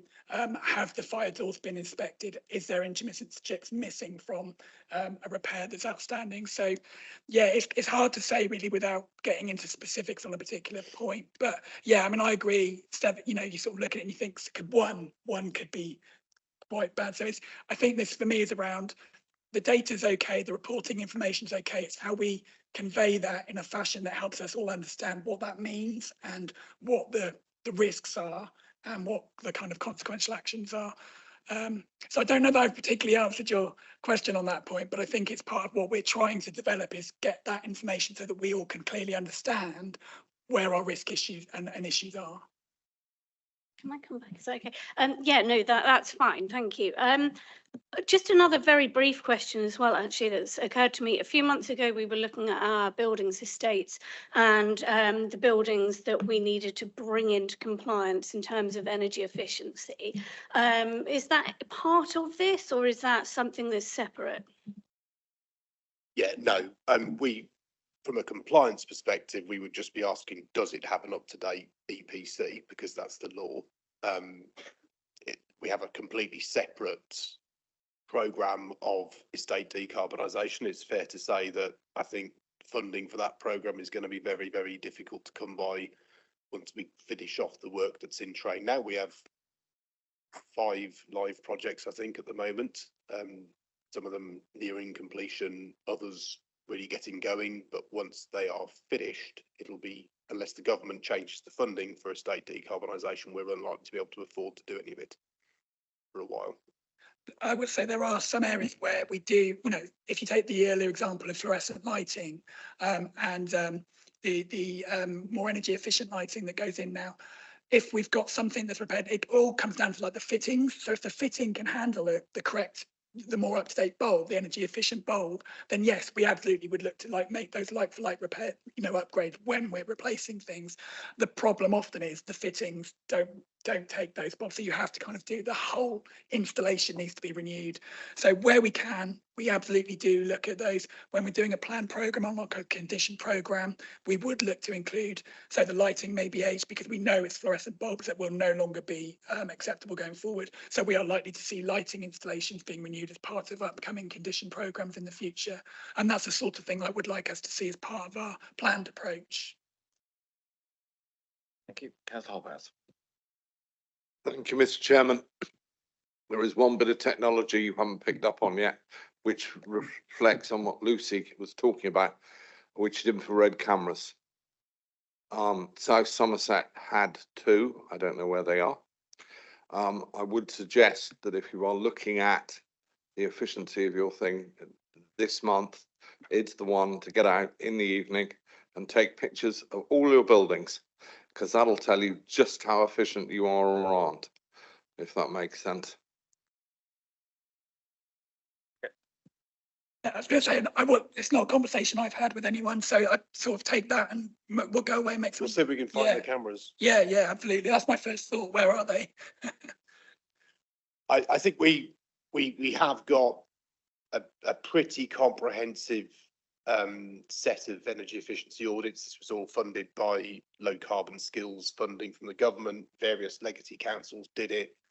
We have far more data now than we can afford to fund, is what I would say, in terms of understanding the energy efficiency improvements that we should be making to our estate versus what, you know, I think, yeah, our understanding is pretty good from that, notwithstanding that we can always do more, and we'll certainly have a look for the infrared cameras because it's a useful bit of kit.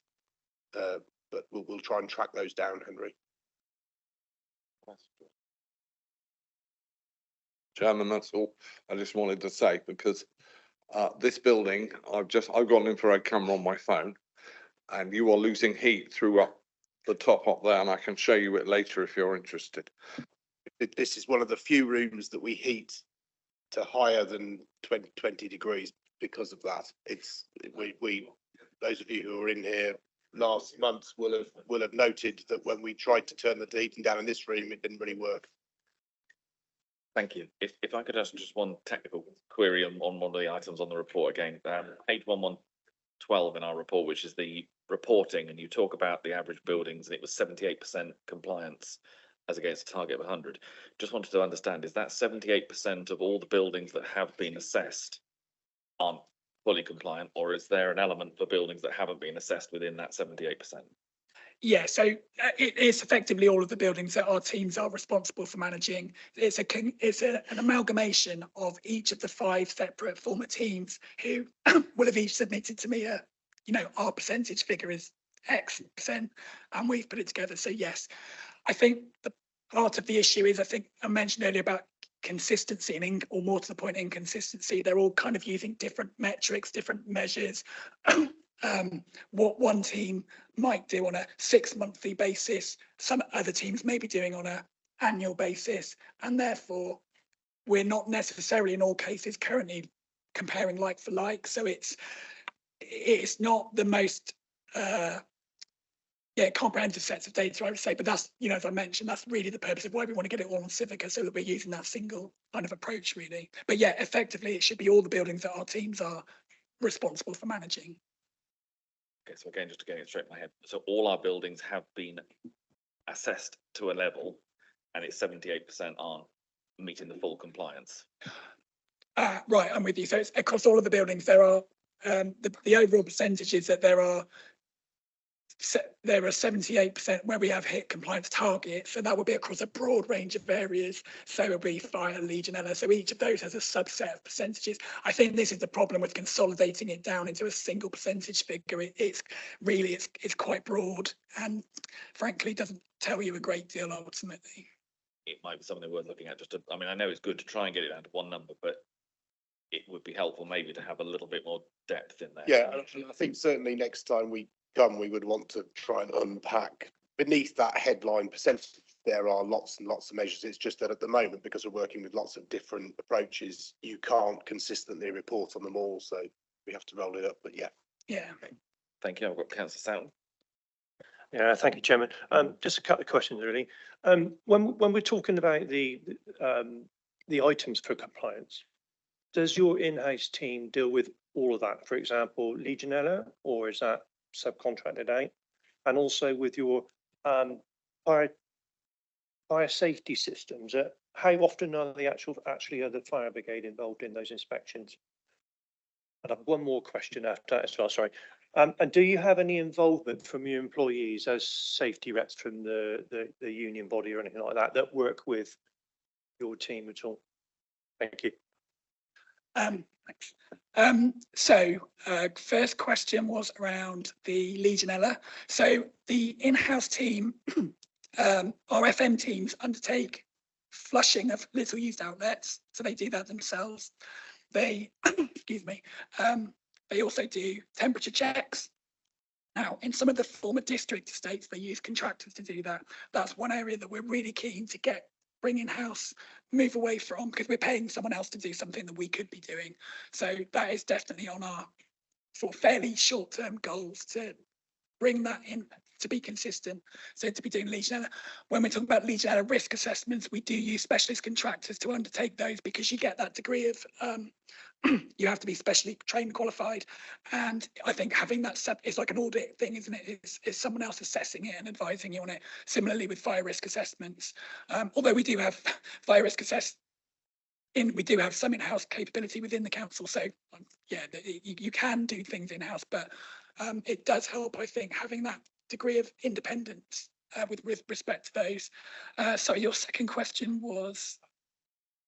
Sorry, do you have any employee involvement, i.e. safety reps from the union based members or anything? I wouldn't say we do directly. Yeah, not directly with the team, but we do as part of our corporate health and safety arrangements. I chair the group that looks after the resources and corporate services and strategy, workforce and performance. So there we do have union representation. I think still working out who that is, and union reps are very busy at the moment, and it's a tough job for them, but yes.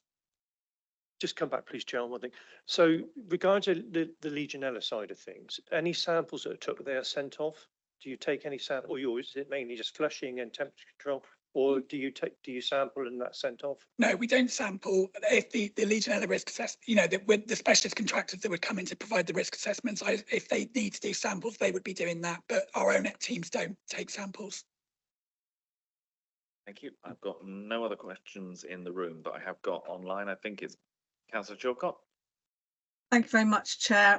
Just a couple of questions. The in-house team, I know they were actually thought very highly of and often went over and above in the roles that they did. So I'm just checking whether the level of satisfaction is sort of still high for those areas of the council that use them. And if I missed this, I'm sorry. I think you have said it. I'm trying to understand who that in-house team are now servicing, i.e. is it all the properties, or is it just as was county and they will be brought in as the team hopefully expands? Just to say as well, as if you need an infrared camera, our libraries lend them out. You might want to pay them a visit. Just to say as well, I'm still uncomfortable about that table on page 112, because really this is what we're here to see, i.e. give assurance that all these actions have actually taken place. Now we've got a target of 100% and we've got 76%, 78%. If we were proactive and everything was up to date and everything was recorded, I'm presuming that should be at 100%. And bearing in mind we're at 76%, is there a lag in one area of compliance, i.e. are there a lot of fire certificates that are out of date, or is it Legionella, i.e. is there one sort of main culprit that's bringing those figures down? Thank you. Thank you. So in terms of the feedback, I believe, I mean, I probably, you know, we probably do need to do some engagement with services, but generally we get good feedback, and I'm pleased that you recognise that. But generally, yeah, I think we are getting good feedback. The team are responsive. I think that is one of the, it was mentioned earlier on, one of the key benefits of the in-house team is how responsive we can be. Our attendance rates are exemplary, I would say. You know, we generally get on site within 2 hours. We have an out of hours emergency service to make sure that we can get to site in case of an emergency. So yeah, I think by and large we do get good feedback. There was you had a second question, didn't you, about the in-house team? Yeah, so in terms of are they covering it all? Are they covering all the premises now? No, so currently we're supporting the former South Somerset estate, the former Mendip estate and the former County Council estate. We're starting work with the former Somerset Western Taunton estate. We're gradually taking on bits and pieces there. We're working closely with the team, let's say, looking to start routing repair requests through our help desk. And then due to resourcing, we would probably continue to outsource to contractors until at such a point we could start, you know, actually deploying the in-house team accordingly. But that comes back to resource. So that's where we are at the moment there. And yeah, I mean, I think this is sort of part of the point really, isn't it, about the compliance position. We are struggling with vacancies. Our FM teams have got a lot of vacancies at the moment. So a lot of it is to do with resource to ensure that we can carry out the necessary checks in the time that we need to. I don't believe that we have a particular area where we've got a particular pressure point. I mean, one thing about the percentages I noticed, there was something about lightning conductors. There was 2 items that needed servicing. One had been done, one wasn't. Therefore, you got a 50% score on that. So of course that, as an average, brings everything down. But you're talking about one, you know, a 50% score on 2 items, you know. So hence, going back to the earlier issue about the, you know, amalgamation of percentages, I don't think it's particularly representative, but I take the point. I think we recognise, we agree we need to do more work, hence why, you know, what we're trying to develop with our Power BI tool with Silvergate. And I think, Mandy, there's no one area really where that you could highlight as being an issue in terms of, is it Legionella, is it fire? Resourcing though, particularly in our soft FM teams, the people doing building checks where we've taken on a lot of buildings. So Darren's described the kind of district portfolios that have come across, but we've taken on the economic development portfolio as well. That was 12 sites, I think. 9. 9. Well, plus 2 existing ones. And then we've also got the children's homes as well. So across, you know, that's almost like another district really. And yeah, making sure that we're filling vacancies is very challenging in our frontline FM teams. They are paid at the lowest grade of the council and on the sort of hard FM side. You know, we are fortunate. We've got a very good team, good leaders. I think we do recruit and retain people, but sometimes it's quite difficult, particularly when you get professions like HVAC, where there's a real shortage of that technical skill out there in the market, and we're struggling to recruit. So if there was a theme, it's that kind of recruitment, retention, resourcing side of things, and it'll be a big challenge with the financial context of the authority to try to keep these compliance figures going in the right direction. Thank you. And again, a huge thank you for the teams. They're doing a great job. They do it day in, day out, and often it's just one of those areas that's overlooked. So thank you to them. Thank you very much. I'm not seeing any other comments or questions in the room or online. So again, thank you very much for the report. I think it has been very useful for members. I think everyone generally is the view that it's sensible to make the maximum use of our in-house expertise that we have, and to do that across the estate as you roll out. I think it would be certainly helpful for future reports just to have that little bit more detail that we can get into to see what's ahead. And as I say, thank you very much. And if you can send the message again back to the team that it's well received. Thank you. Thank you. Woodhams, I think you remain in the hot seat.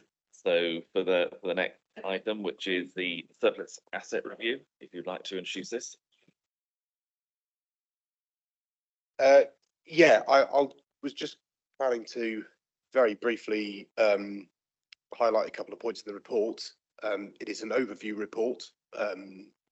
There's a lot of detail behind this, and one of the questions I think we have coming here is, again, how would Scrutiny Committee like to engage with this detail? We know there is a task and finish group sort of established, and how we take that forward might be something we come on to discuss. But in overview, you've seen as a committee the disposals policy. We brought that to you in Bridgewater in September, I think it was, for discussion. It was subsequently adopted at the November executive. So we're now operating under that new disposals policy framework. We are also tasked by our Section 151 officer here to really put our foot down on asset disposals to support the council's financial position. Asset disposals across will be a part of balancing next year's budget inevitably, and we have a pipeline that's set out at a high level in this report of between 15 and 20 million pounds worth of assets that have been declared surplus by the asset management group under our disposals policy, which we are actively selling. Of that figure, some have already been completed, and we've got the cash in the bank. There are various degrees of risk attached to those numbers, so we've classified about 5 or 6 million pounds worth of that pipeline as what we'd say high risk. Generally means that that's subject to planning, it's subject to resolution of phosphates issues and things like that, that we're hopeful we might get there, but it could take much longer than we anticipate. So there's a lot of uncertainty over any property disposal. There's always uncertainty right up until the moment you complete, but particularly when we've got sales that are subject to planning. By and large, that sort of pipeline is made up of 3 broad areas. Non-operational assets, so these tend to be things that legacy councils acquired decades ago and have been leased out, and either they come void and we have no particular desire to kind of continue to lease them because it doesn't make economic sense to do so, so they go on the market, or we sell them with a sitting tenant, or we sell them to a tenant sometimes. And there's a whole range of that stuff. Some farm buildings, that are not used in actively in farming anymore. We'd look to sort of develop those and get planning permission, tenanted properties in town centres and that sort of thing, and a whole range of other stuff besides. Then we've got operational assets that are used in operations, but where we bring a service out of the building, and that building is therefore declared surplus, and we dispose of that. And we'd always look to dispose under our policy. We don't want to sort of keep hold of empty buildings unless there's a good reason to do that. Then other smaller areas, we've got what we call land held for development. So our larger brownfield sites, we will be preparing parcels of those to be sold following brownfield regeneration schemes and that sort of thing. So places like Firepool, Saxon Vale in Frome, and other sites, and then also much smaller parcels of amenity lands. These tend to be sort of little bits of open space, often left over from housing stock transfers that happened in South Somerset and Mendip in particular. And we have a piece of work, a programme ongoing to just look at that portfolio, identify any plots that we think have planning gain or would raise a receipt, and look to market them through auction. So there's an ongoing programme, fairly small scale. It's just really one surveyor working on that underway, and that forms part of our pipeline as well. So yeah, I think it's an overview of the disposals activity that's happening, and it's over to you, Chair and Committee, to sort of tell me where you want to take the conversation for the rest of the time we've got. Thank you very much. Any comments or questions from members, please? Not seeing any in the room at the moment. Any comments or questions online? Yes, Councillor Chilcott. Thank you, as you'd expect, Chair. So, Ollie, thanks for the report. Just a couple of things, really. I know from previous experience that assets and dispose of them can be a really complex and lengthy pieces of work. My first question is, do you have the capacity to do what's been asked of you?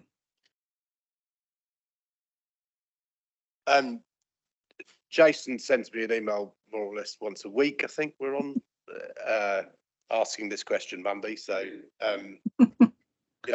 we cannot. We have about 5,000 individual assets. We cannot possibly review every single one of them and dispose of them all at the same time. That is impossible. So we are tackling this task through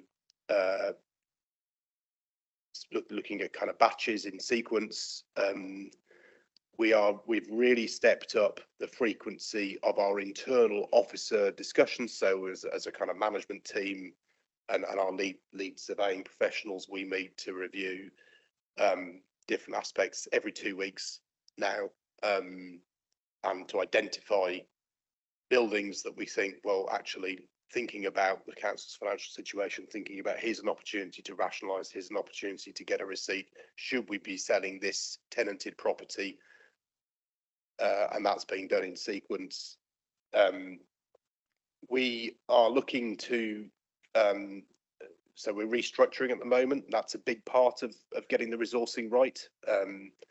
In parallel with that restructure, I will be looking to recruit to 3 additional posts to support. And this is all outside of the commercial investment portfolio, which is quite separate to this.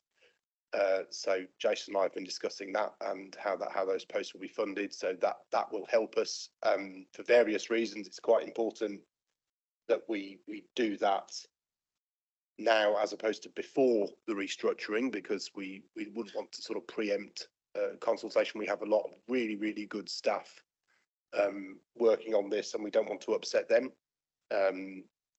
So that's the reason for waiting until now to do that extra external recruitment, but we'll be ploughing ahead with that soon.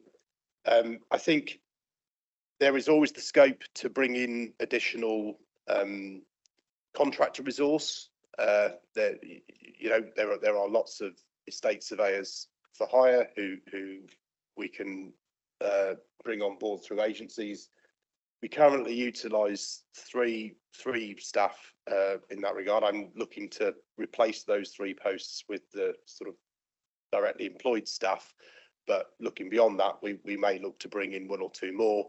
I think to do that, we really have to have a batch of oven-ready disposals to give that person, because a lot of the work and skill is based on sort of knowledge of the existing portfolio here. You know, understanding either how we can release an asset through a particular condition of a tenancy, or by relocating an operational service, and that takes knowledge of the business that you develop over time working in a team, rather than, that's not something we can just buy in. But having prepared and identified an asset for disposal, there is certainly a kind of an outsourcing route that we might go down. I think it's something we will keep under review over the course of the year. The reality is that, unlike other councils, Somerset Council does not have a vast array of riches in its kind of operational estate. We're talking about fairly low value assets here. We're talking about, other than our larger development sites, things that are worth hundreds of thousands, not millions of pounds. And there's quite a lot of work and effort done in the kind of identification and preparation stage before you get into work that you can really outsource. But yeah, we have a pretty healthy pipeline, 15 to 20 million. We know that there is scope to do more, and we'll keep that under review. Would I like to have more staff? Absolutely, we could do more with more staff, but it's a complicated picture that we've got to go carefully on, rather than sort of hiring in a firm to do this work, unlike the commercial investment work, where I think that is the right thing to do. I think would be wrong at this stage. It's about craft and guile, really, rather than hitting it with a big firm of consultants, I think, because of the nature of the property and the nature of the work. Thank you. I know the positions you're probably looking to recruit to. I think finding people is like finding hen's teeth for some of them historically for councils. I'm just trying to gauge really whether it's deliverable in the timescales that have been set, bearing in mind that a lot of these sales are going to be smaller and time consuming, so bringing less in towards it. That's what I'm trying to gauge, really, and I'm not quite sure whether it is deliverable given the pressures on the team. That's my question. So I think for me, Mandy, the pipeline table that we've set out in the report is deliverable with the resources that we've got in the team at the moment. There's a lot of uncertainty around the kind of planning decisions, and obviously any sale involves a third party, and they may pull out at the last minute. I can't guarantee that, but I think we have the resources we need. The big risk is retaining them, really. I think that's what worries me in terms of delivering what I'm asked to deliver there. I think looking to increase the numbers in that table, which we are looking at, is where we will need to look at bringing in additional resources. Thank you. I'm sure you're managing the risks well. Thank you, Chair. Thank you very much. If I could just follow up on that, I've got a couple of other members who've indicated as well, but in terms of deliverability and resources, how does the balance factor between assets for disposal for capital receipt and the assets that are going to be for disposal potentially through devolution with the towns and parishes that were referred to and cities that were referred to earlier? Yeah, at the moment, our professional estate surveyor resources are focused on the disposals for receipts work. We have a large programme of work, as you know, looking at asset devolution. Those conversations are at a very, very early stage at the moment, and we have other staff who are not estates professionals engaging with towns and parishes, shaping up potential options, really, that would then be brought to members for decision making at various stages. None of these assets have been declared surplus through the process that we've agreed, so we're at an early stage there. The other side to this, of course, is legal services resources as well. So, we've already been in discussions with our colleagues in the legal team about, what this potential increase in kind of conveyancing work might look like, how we would resource that.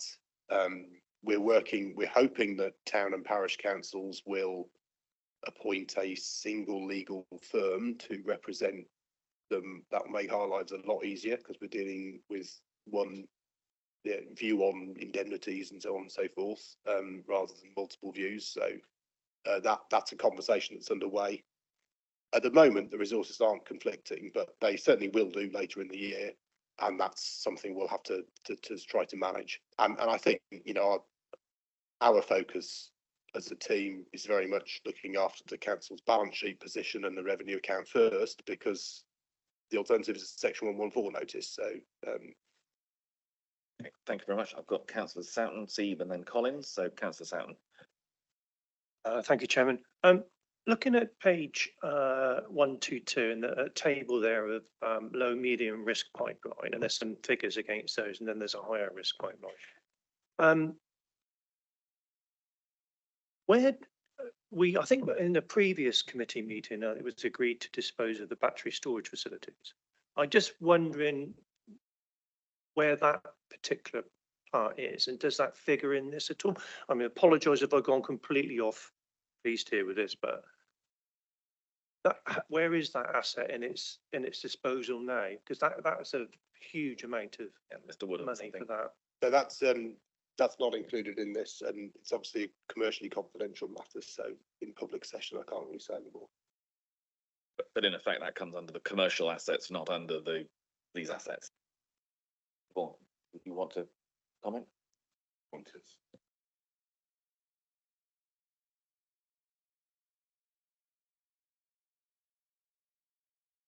Yes, I was trying to keep the two items separate on the agenda, but I was trying to indicate that I think actually council's given this to Mr. Vaughan to dispose of the battery.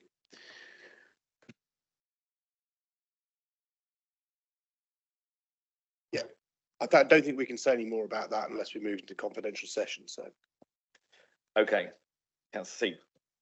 Yes, I was going to just point out that, obviously there are massive parallels between the operational, the non-operational, and the other land assets that the council holds, and its various commercial investment holdings, battery accepted. And we recognise the same pressures. I am reassured that it's being handled through one director, so there is the coordination of effort, shall we say, particularly in the professional resource side, planning for the volume of work that has to be done, prioritising the work appropriately, etc. I think that's all reassuring. And equally, I think Mr. Woodham's clarified the difference between disposing of the commercial assets and our council assets. There are things you can put out to the market to do, and other things which need a bit of fettling.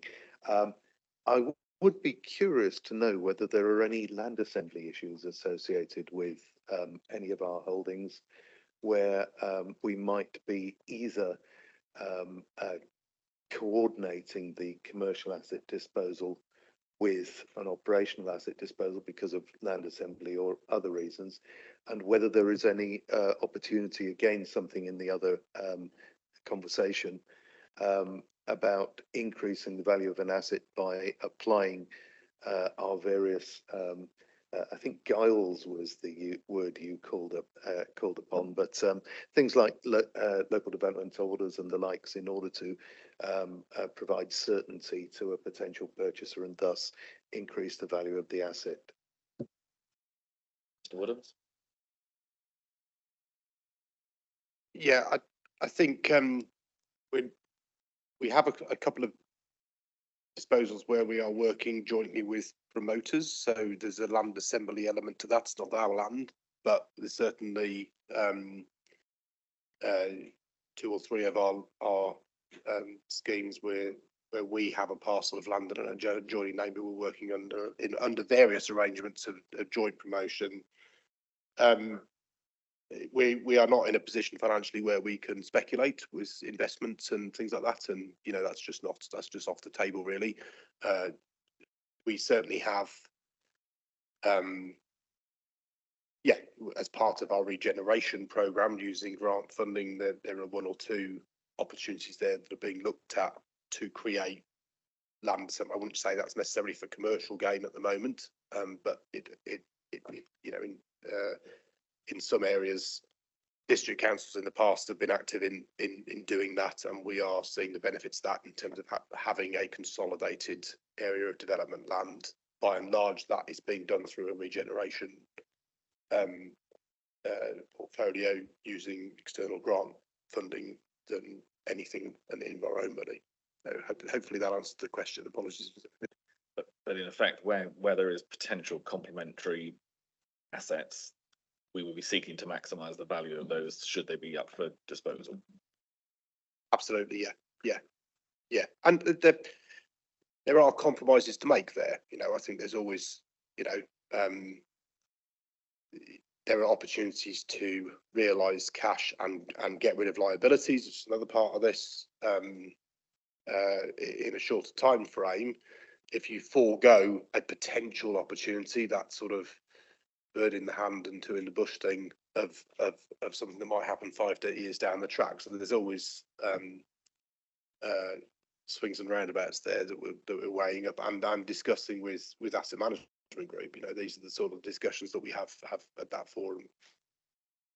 Yes, Chair, I think I just wanted to make sure that it was in the public record that we have a number of tools we can deploy and that it is being deployed in a coordinated manner. But the nature of this is such, you simply can't be very explicit about who you're working with, on which parcels of land. This is all stuff which happens below sea level. Absolutely. Okay. Thank you very much. I've got Councillor Collins, who's a member of the committee, joining us online again, please. Yes, thank you. I don't know if this question is above sea level, but it's regarding an asset in Frome, Saxonvale, which is of big interest to many of us in Frome. I gather that since the Acorn application has been judged non-policy compliance, Mayday Saxonvale have put in a cash offer. And I'm wondering if that comes under your department or whether that is below sea level. But either way, councillors in Frome, and we would really like an update on what's happening because it's been sitting there for 20 years. It is an asset. The council spent a lot of money on it, and it seems like there's a chance of getting that back. Thank you. I've got Councillor Wyke indicating that she wants to comment, and again, we've got to be a bit careful that we're not getting into individual assets here. It might be something to take up offline, but Councillor Wyke, do you want to go first, please? Thank you. I'm not quite sure I understand the word taking back. I think this is a piece of land which the former district council acquired, and there is ongoing discussions with developers. There is planning involved. There are town council discussions, etc. And I just, I'm sorry, this isn't the forum to actually discuss an ongoing project. I think you can be assured that as and when it becomes a public discussion, then of course the councillors, the ward councillors will be consulted and will be informed. But at this moment, as with many commercial considerations, it would be inappropriate to speak at this time. Can I, sorry, maybe being awkward here, but would you be willing for Councillor Collins to make contact with you outside of this meeting to have further discussions in the meantime? I'm very happy to talk to him, but as I've just said, this is really sensitive and it'd be inappropriate at this time, but I can willingly give the assurance again to him. Thank you. Okay, thank you, Councillor Collins. Okay, I'm not seeing any other comments or questions around the room. Again, can I thank Mr. Woodlands for the presentation of the information that we've had today. I'm sure you'll keep us updated in terms of resources and the need for those to meet the demands as they go forward. And if there are further updates that we need to have for this committee, I think we will certainly be having you back here before too long to keep us updated. Which takes us into our next report, which I think I'm going to be coming to Councillor Sieb for the update from the Commercial Assets and Realisation Task and Finish Group. Thank you, Chairman. This is the ongoing story of having my sandwiches stolen. The Task and Finish group met with a brief to review the principle of disposal of commercial assets held principally for gain. The events overtook us in that the decision had actually been taken just before we started sitting. So members agreed to pivot. So we'd still look at the area of the disposal of assets, but have a look to see what was going on and what was needed and whether we had any useful recommendations for this committee to consider. There were 3 sessions. I have to say, very ably staffed by Mr. Woodhams and his team. The members were usually asking questions to which they got a comprehensive answer, indicating there's a lot of preparation was already underway. So this was a very impressive performance. So I'd like to thank the officers and the members for their attendance in the 3 sessions. The outcomes, to keep it brief, were we recognised that in order to deliver disposal of the commercial assets at a useful rate, there is an enormous amount of relatively fixed work to be done. These are assets we've acquired recently through a relatively standard set of transactions, and disposing of them is a reversal of that. So there are things like energy performance certificates, asbestos certificates, and so on that have to be brought up to date in order to provide the pack with which you go to tender. And so we supported the acquisition of external help, which has already been contracted, I believe. The other issue was that it's quite clear to us that a formalisation of the disposal strategy would help. We need to know if we're after cash flow, and if so, what profile of cash flow. We need to be able, and by we I mean the larger we, the council. We need to be able to clarify the withholds, the lower priority items, the things which require additional or more complicated effort, such as, for example, where we have large tracts of land and we are negotiating with a partner. And so we recommended the comprehensive disposal strategy be prepared, and I believe that is also work which is at a very advanced stage now. So I think this was more a case of providing assurance to the committee than necessarily driving a decision one way or the other. But I think I'd leave it to other members of the committee to comment. But from my point of view, I was reasonably satisfied that we weren't finding in our scrutiny, we weren't finding any significant deficits that weren't in hand. Thank you very much. Any other comments from members of the working group at this stage? Yes, Councillor Trimnell. So I think I'd largely agree with your summary. I think for me, having not done anything to do with this ever in my life before, I found it really interesting and a real insight into the way that I suppose the commercial assets are managed. Beyond that, I've nothing to add, but I was worried about being part of it, but I enjoyed it. So thank you. Thank you very much. Just for clarity for myself as well, in terms of there is on 4.8 the recommendation that you've mentioned about the comprehensive to provide a comprehensive disposal strategy. Is that something that you're wanting to put before us to make a recommendation to the council, or? I think we should recommend it to the executive, but I suspect it will be overtaken by events. Okay, that certainly seems a sensible way forward from myself.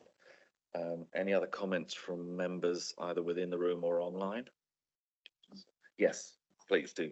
Thank you, Chair. I just wanted to say that was the sort of completion of the first task and finish group that any scrutiny committee has completed at Somerset Council. So I just wanted to say thank you to the members involved. It was very good member engagement, and specifically to Councillor Seeb, who chaired very knowledgeably and very passionately. So thank you.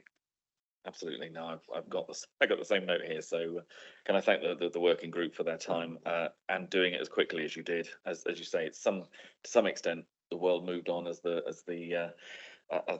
group was meeting. But thank you for your feedback. As I say, we do have a suggested recommendation from the working group about the creation of the disposal strategy, of clarifying the specific aims. Councillor Seeb, do you want to propose that as a recommendation to the executive? I'm happy to propose it. I think the wording of 4.8 covers it. So can I propose this committee recommends to executive that they produce a strategy for the disposal of commercial assets in particular? Is that seconded? Councillor Trimble, thank you very much. If there's no further comment on that, all those in favour of that recommendation, please show. That's clearly carried. So thank you very much. And again, thank you very much for the time and effort that your group has put into that, and the officers who've given the support. Thank you. Right, members, that brings us to the next item on the agenda, which is our forward plan. And Mr. Jackson, I think we'll come to you on that if we can, please. Thank you, Chair. Just flagging up to members, obviously our next meeting is on Thursday, the 1st of February. It will be in this room, which your meeting invite doesn't currently show, but we're about to amend that following a discussion with the chair of the Police and Crime Panel, who is scheduled to be in here.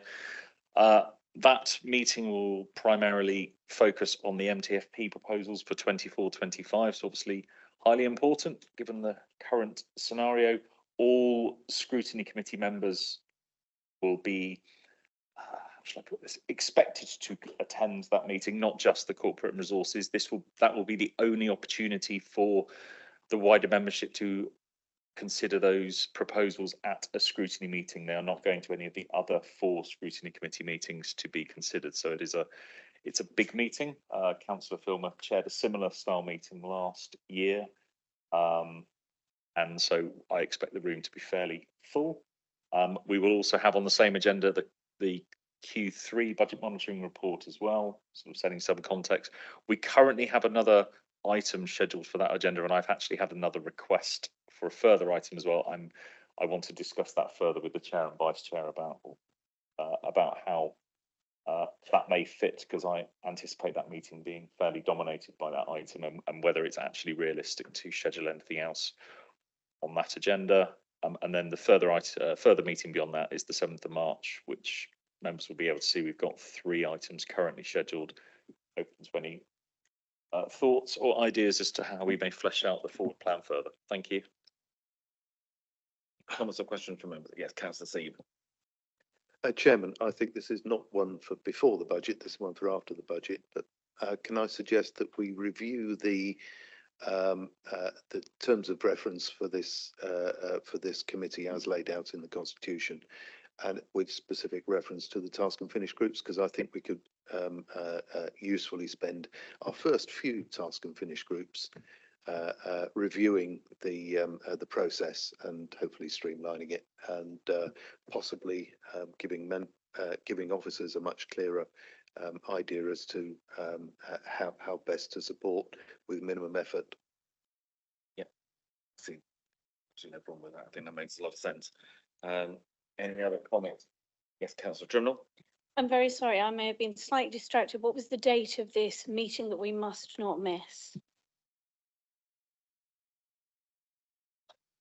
Certainly, I would tend to concur with Mr. Jackson in the sense that that meeting is going to be very much finance dominated in the run up to the budget setting. So I think it would be sensible to try and keep other items for potentially our next meeting after that, or the one after that, because otherwise, yeah, finance is going to be critical at that meeting. So I think we just to have the enough time for people to make input that they want to. Councillor Seed. Just a small procedural point, Chair. Is there sufficient time between the end of that meeting and the beginning of the budget meeting for the Section 151 officer to have considered any recommendations that might arise out of a meeting of this committee to inform the submission to council? Mr. Vaughan. Yeah, so just in terms of process, there is the executive committee on this 7th of February. So comments from Scrutiny feed into that. It's for the executive to make the recommendation to council. Yes, it's the consequences. If there were a particular nugget found by this committee, good, bad, or good or bad, clearly it would influence your assurances that you need to be giving the executive so that they can recommend to the full council, where you're given an assurance. So hence my query about whether there's enough time for you. Very good point. So one of the recommendations to the executive in January will be that I don't provide that assurance to February. I do it direct to council.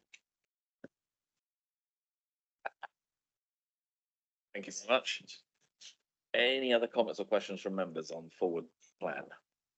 I'm not seeing anything online either, so thank you all very much. And we'll close the meeting, and thank you all very much for your input today, both members and officers. Thank you.